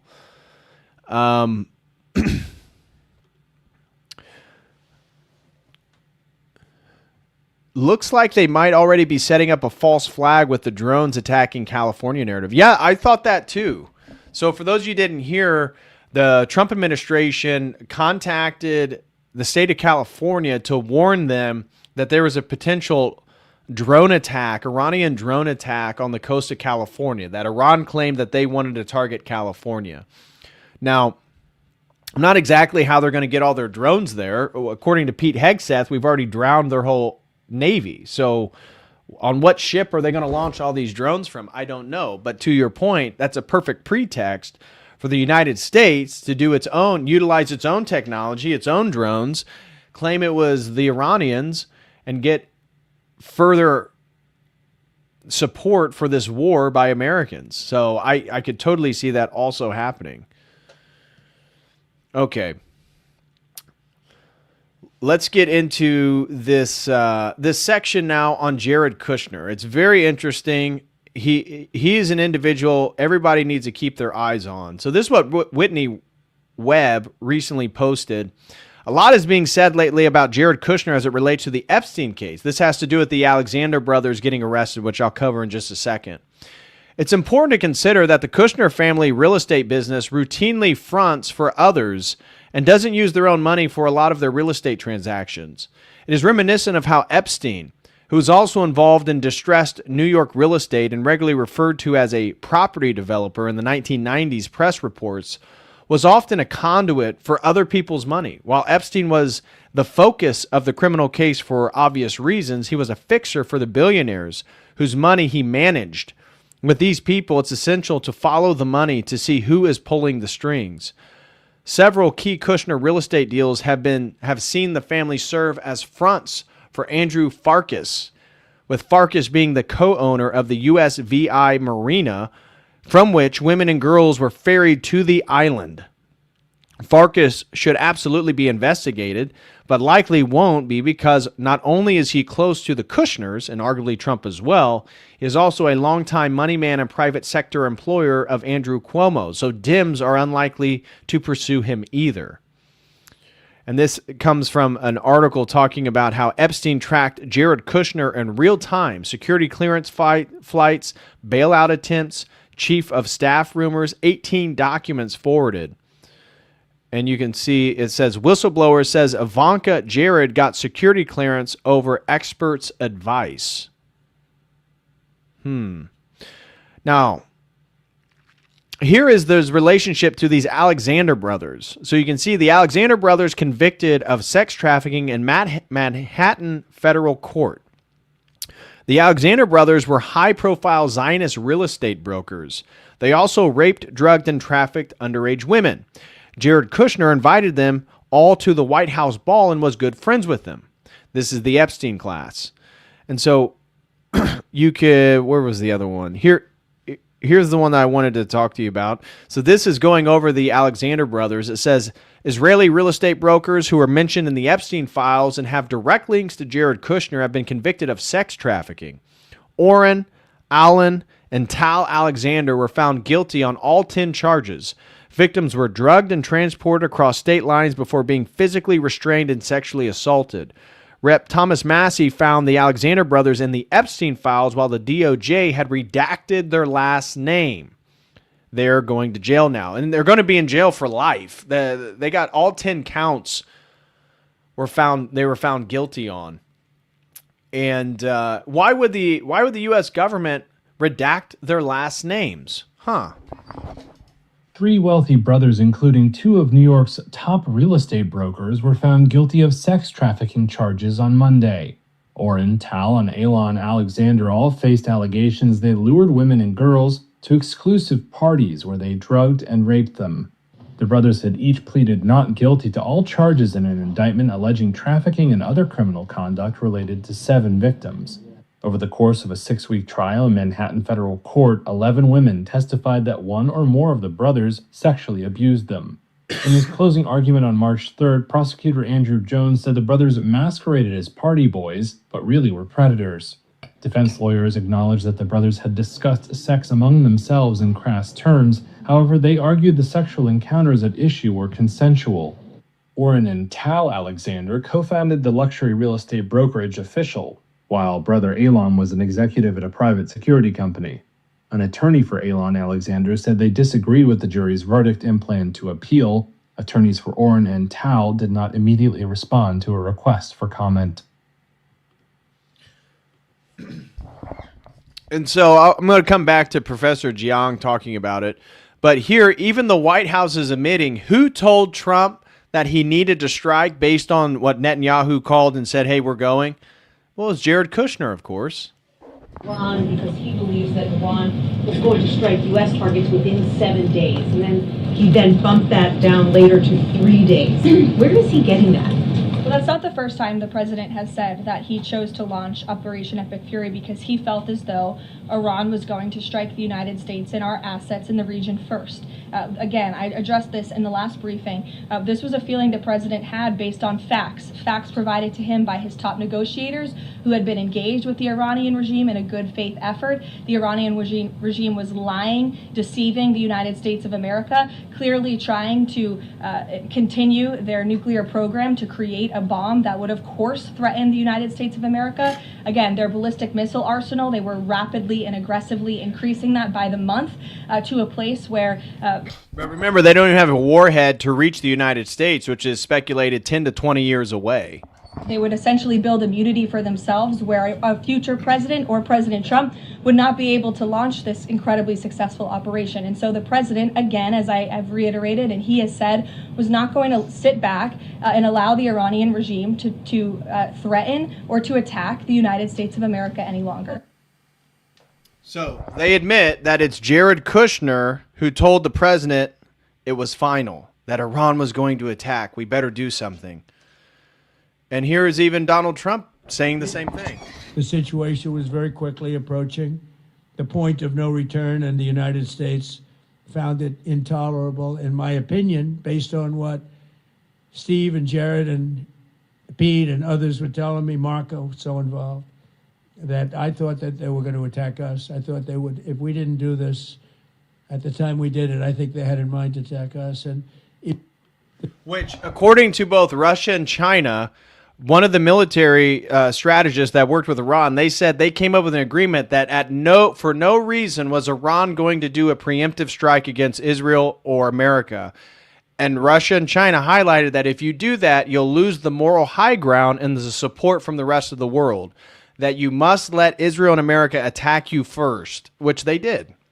So this whole idea, even according to those working with the Iranians, said they had no intention ever to do a preemptive attack because their whole goal was to maintain the high ground so that they could garner support from the rest of the world. Here is Chris Christie, who I'm no fan of, talking about him trying to prosecute Jared Kushner's dad and how the Trump administration and Jared Kushner were not going to allow that to happen. The day that Trump was naming me, he went into Trump's office and said, "You can't do this," and made the argument against me in front of me. In front of you? Oh, yeah. And what was the argument? I'm immoral. I'm a bad person. And you're sitting there. Oh, yeah. And said that, it should have never been prosecuted. It wasn't a crime. It was something that should have been handled by the rabbis. Oh, because it was a family dispute. Oh, that's going to fuel some anti-Semitism right there. And I was thinking to myself, like, I didn't know that Title 18 of the U.S. Code was under the rabbi's jurisdiction. The day that... And then here's a little backstory on, again, why and how Jared Kushner got all his wealth and why he's so influential. Jared Kushner is a Zionist tool. He is an instrument of the deep state, and he is sexually and financially compromised, according to MI6 and some CIA sources, not official. He is owned by Zionist sugar daddies. First you buy a newspaper, then you marry the daughter, then you buy a building, then you get the dad, then you take his power. This is actually on Bloomberg as how Jared Kushner is going to execute patricide. What people don't understand is that Ivanka Trump was profiled by Jeffrey Epstein and Ghislaine Maxwell, both of them Mossad agents. Ghislaine Maxwell is the daughter of Robert Maxwell, who is the most famous Zionist spy in the United States of America. So my bottom line on Jared Kushner is that he is known to be an agent of a foreign power. He is known to be an Israeli firster. He is known to have executed some very bad business deals, and he is known to have been bailed out on his 666 Mark of the Beast building by Qatar. Okay? So he's compromised in every possible way. And here is Professor Jiang talking about Jared Kushner as the replacement of Jeffrey Epstein on Sneeko. When Jeffrey Epstein died, who replaced him? And then you ask yourself, okay, who is Jared Kushner? And why is he involved in Ukrainian peace negotiations? Why is he an envoy to Israel on behalf of Trump? And why is he participating in the Iranian peace negotiations? Steve Witkoff and Jared Kushner are envoys who went to Ukraine to negotiate with Putin to end the war. They met with Zelensky to end the war. They were very close to Netanyahu. And then they represented Trump in peace negotiations with the Iranians. Who are these people? Right? Jared Kushner is a replacement for Jeffrey Epstein. And that all makes sense if you think about it that way. And so what are these guys trying to do? They're trying to fulfill eschatology. They're trying to position world events in a certain way that would accelerate the collapse of the world, which is what Jeffrey Epstein did. Remember, we only have at most 50% of his emails. It's possibly, it could be 2% of his emails. We know nothing about what he was doing during 9/11.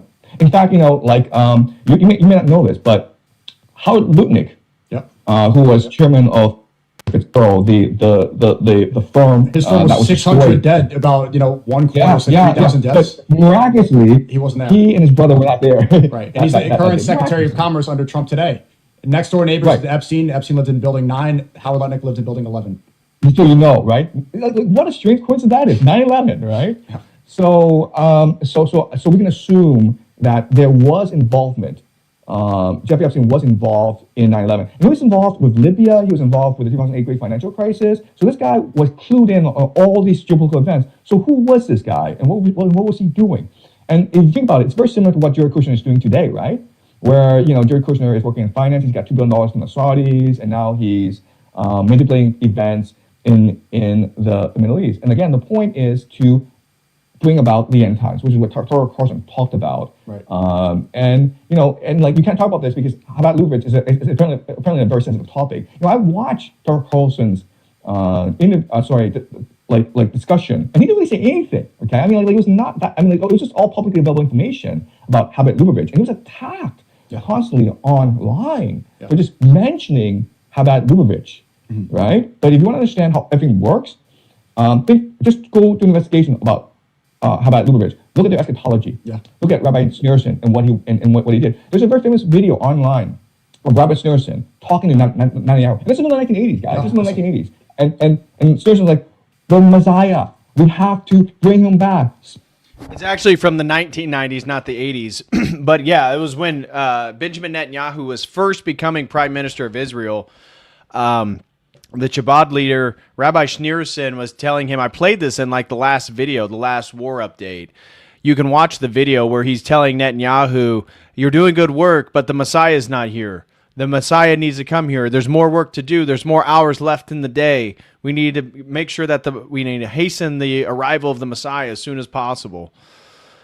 So, no, I'm not a big fan of Sneeko. I know... I know you guys think that Professor Jiang's a Gnostic. I don't even think he's religious. And I know many people think that he's propped up by the powers that be. Who knows? Sneeko is a retard. Sneeko is actually fairly dumb. But what they're saying about this, I thought they're almost appealing to a joke right here from Tim Dillon. He actually makes the joke that Jared Kushner and Jeffrey Epstein are very similar. Now, I'm not accusing Jared Kushner of being a human trafficker, obviously, but when you look at what Jeffrey Epstein was doing, and you look at what Jared Kushner was doing, sort of being a, whatever you want to call it, right? Like a rainmaker, putting all these people at the table, trying to arrange scenarios to get certain results, working sort of with government, but also outside of government. Would it be completely crazy to say that Jared Kushner is working in an Epstein-like fashion to maintain certain relationships and to build other relationships and to increase the likelihood that certain outcomes happen on a global chessboard? Do you see Kushner as a figure like that, or am I overstating it? I think one of the biggest scandals is what's hidden in plain sight. I think that, a story like the Epstein files and Jeffrey Epstein's relationships with all of these ultra powerful people, and, Ryan has done more reporting than anyone on the Israel connection on this, it captures the imagination. But part of why it's so damning is that it's indicative of something that isn't even a secret conspiracy. That what's hidden in plain sight is that the reason that we're at war against Iran right now is because of the way that the US political system is arranged. It's because of the sameness of policy that exists among the elites of the Democratic Party and the kind of most vicious elements of the Republican Party. This is an enormous indicator of the influence that Israel has over an issue as sensitive of the decision of a state to go to war, where you have, as you mentioned earlier, the Secretary of State mistakenly saying the quiet part out loud, that we did in fact go to war for Israel, and then he has to, walk it back later, and then Trump has to concoct this ridiculous statement, about how the U.S. has been in a state of needing to preempt Iran for 47 years. But what's hidden in plain sight is in a way more damning than the Epstein files. It's that we have a system that produces the kinds of characters that are in power right now. That in the open you have Miriam Adelson being able to purchase American foreign policy and get it done. That you can have a Jared Kushner, and I think you're nailing it there. He is the fixer extraordinaire right now for the U.S. government as a whole, because Trump is the president. And the nexus of corporate power and government, the relationships with the Gulf countries, the relationships with Israel, the political interference around the world, and then the way that they have sort of conducted a coup d'etat in plain sight against the American Constitution, it's like beyond Dick Cheney's wildest dreams. Dick Cheney and Donald Rumsfeld spent their entire lives playing by the wrong set of rules. They wanted to do this, but they made the huge mistake of actually believing they needed to follow the rules.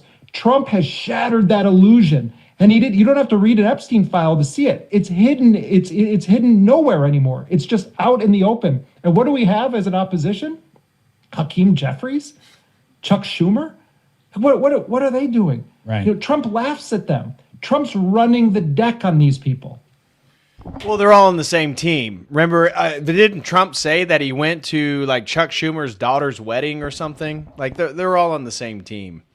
So that basically covers what I had today in regards to our drama alert. So smash that like. Just want to highlight a few things for everyone before we close up. So if you got any final questions or comments, feel free to send those in.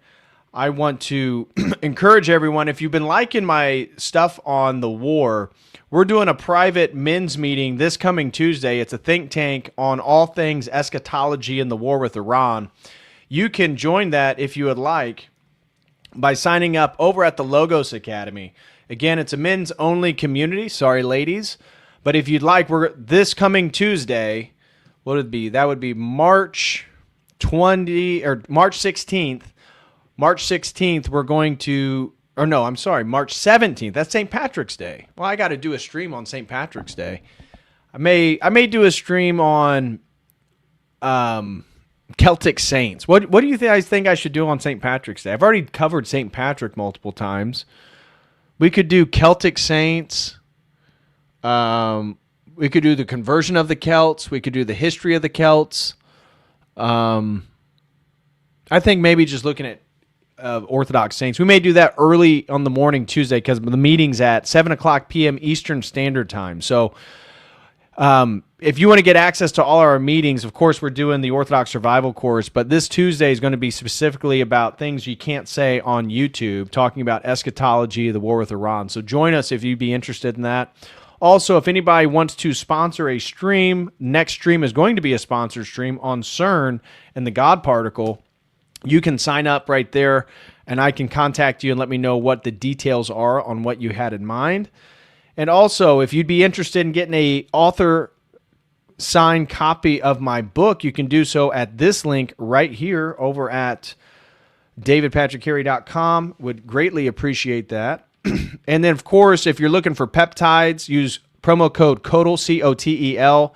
You'll get a good discount over at Level Up Health. High-quality peptides. They're a little expensive because they're very high quality. I can vouch for BPC 157. It's been fantastic.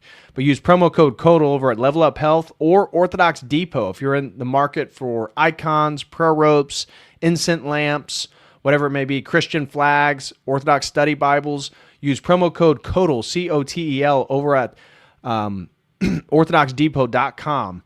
and you'll get a discount as well. So let me catch up on any of the final super chats and comments you guys may have. John throws in 5, says, God bless Sister Rachel. Remember, chat, buy Occult Feminine. Yes, her book is fantastic. And so is her interview on Joe Rogan. If you guys didn't catch her interview over on the Joe Rogan podcast, do. If not for yourself, then for your feminist family members you have. Yeah. It's a fantastic read for women. It's a fantastic read for women because it shows the occult roots of many of the things they now support. Lockstep throws in 5, says, thanks for all the bad news. Laugh aloud, seriously, thanks for the stream. Well, thank you, Lockstep. I hope it was informative, brought you up to speed on a lot of the things that have happened in the last week. And over on Dono Chat, looks like we're caught up. And on Streamlabs, Brendan throws in 5. He says, the war is America's final, last-ditch effort to preserve its imperium. That is true. Stripping Iran away from China and the SCO and westernizing it to make it subservient to Israel is the twin objective. America will not hesitate to resort to unthinkable measures. True. Very true. I agree with that. And then Brendan followed up with, did you see the video of Scott Bessent being pulled from a live interview to speak to Trump urgently? After he turns to the camera, he appears deeply shaken, on the verge of tears. What he then says makes people think Trump is considering the draft. Yeah, no, I did see that video. And they already passed the draft, right? So why would Congress pass the draft unless Trump was already thinking about it? See, what I don't understand is that Trump has always been a politically savvy individual, right? No matter what you think of him, he's always been good. Remember with like Jeb Bush during the debates in 2016, and he started going on about the war in Iraq, the war in Afghanistan, how terrible it was, how he's part of... Well, he's always been good. He'd say things... You know, when he said that, they thought he was going to lose the primary in South Carolina because it's one of the biggest military states in the Union. And it was the exact opposite. Jeb Bush dropped to like 1-2%, and Trump rose to like over 45% in South Carolina. That was in 2016. And generally speaking, Trump has always been good about the rhetoric, about the, you know, the non-political correct approach. It's politically savvy. He gets points for that. But everything he's done regarding this war, and much, I would say, after the first half of last year, the second half of last year, well, really since the bombing of Iran in June, I would say from June to today, he's doing everything that the Zionists in Israel want him to do. And yeah, when you say that Scott Bessent may have been on the verge of tears with the draft, well, who wants the draft? Israel wants the draft. Israel wants Americans to bankrupt the nation and kill all of our children over in the sands of the Middle East so that they can build their Greater Israel project. So, yeah, I don't even know what to fully think of Scott Bessent's response, but yeah, it would make sense if Trump wants to use the draft because they just passed it 2 days ago or yesterday. I think it was yesterday they passed it. Z throws in 5, says, I'm new to Orthodoxy, longtime viewer of you, Jay, Andrew, and Jim Bob. What are those mini foldable icons of Jesus and the Theotokos called? Like a triptych? Like a triptych is like a 3-paneled icon. I don't even have mine with me right now. Yeah, a triptych is, you'll see them, they're great for traveling, so you can fold them up because you don't want things to scratch the face of the icon, especially if they're blessed. They're great traveling icons. So that's usually what people use them for, because you can fold them up, throw them in a book bag, and then whenever you can pull it out, and you'll have 3 icons. So, yeah, just look for Orthodox Triptych icon, and you'll find exactly what you're looking for. So... here's a version. My wife just brought in a small version. This is only 2. Usually there's 3. So again, see, you can close this up, put it in a bag. It's not going to get scratched. Then if you travel, you open it up, you can have your icons. So this is only 2. I think I bought this for my wife. Sent it to her in Germany. But yeah, triptych is 3 panels. Paisios throws in 5, says, as a 23-year-old man, if I'm drafted, I will run away and burn my draft card. No dying for Israel. Yeah, I don't think any Orthodox Christian or any person in general should be dying for Israel, except Israelis, if that's what they so choose to do. I would imagine that if the draft gets implemented, the clergy of the church are going to have to speak on this issue, especially if young men are going to get drafted against their will to go fight for an endless war against Iran. So I would hope that clergy would speak out and give some type of voice that if you're in opposition to this war, if you feel like it transgresses your moral foundation, then you don't have to go. I don't know how that would work. As I said, I imagine U.S. is going to be very similar to the 1960s in regards to the Vietnam War was unpopular. That's where you get all the 60s, anti-war music, some of the rock and roll. It has to do with the war in Vietnam, of which all the young people being drafted didn't want to go. And I would imagine that's going to be the same case now.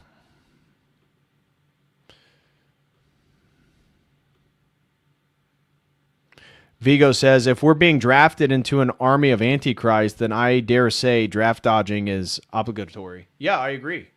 I mean, that's what this is. What Israel is building is Antichrist.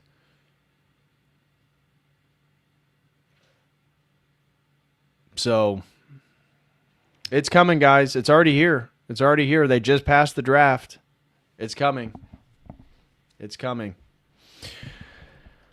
All right. Well, that's going to do it for me, guys. I hope you all have a wonderful weekend. You'll see me on Monday. We'll have a sponsored stream. We'll be diving into CERN, some conspiracy theories, black holes, God particles, Shiva, potential demonic rituals, all types of stuff like that. So I look forward to seeing you guys on Monday. God bless you all. Have a blessed Lent. Make sure to not break your fast. And I will see you all on Monday. As always, until then, God bless.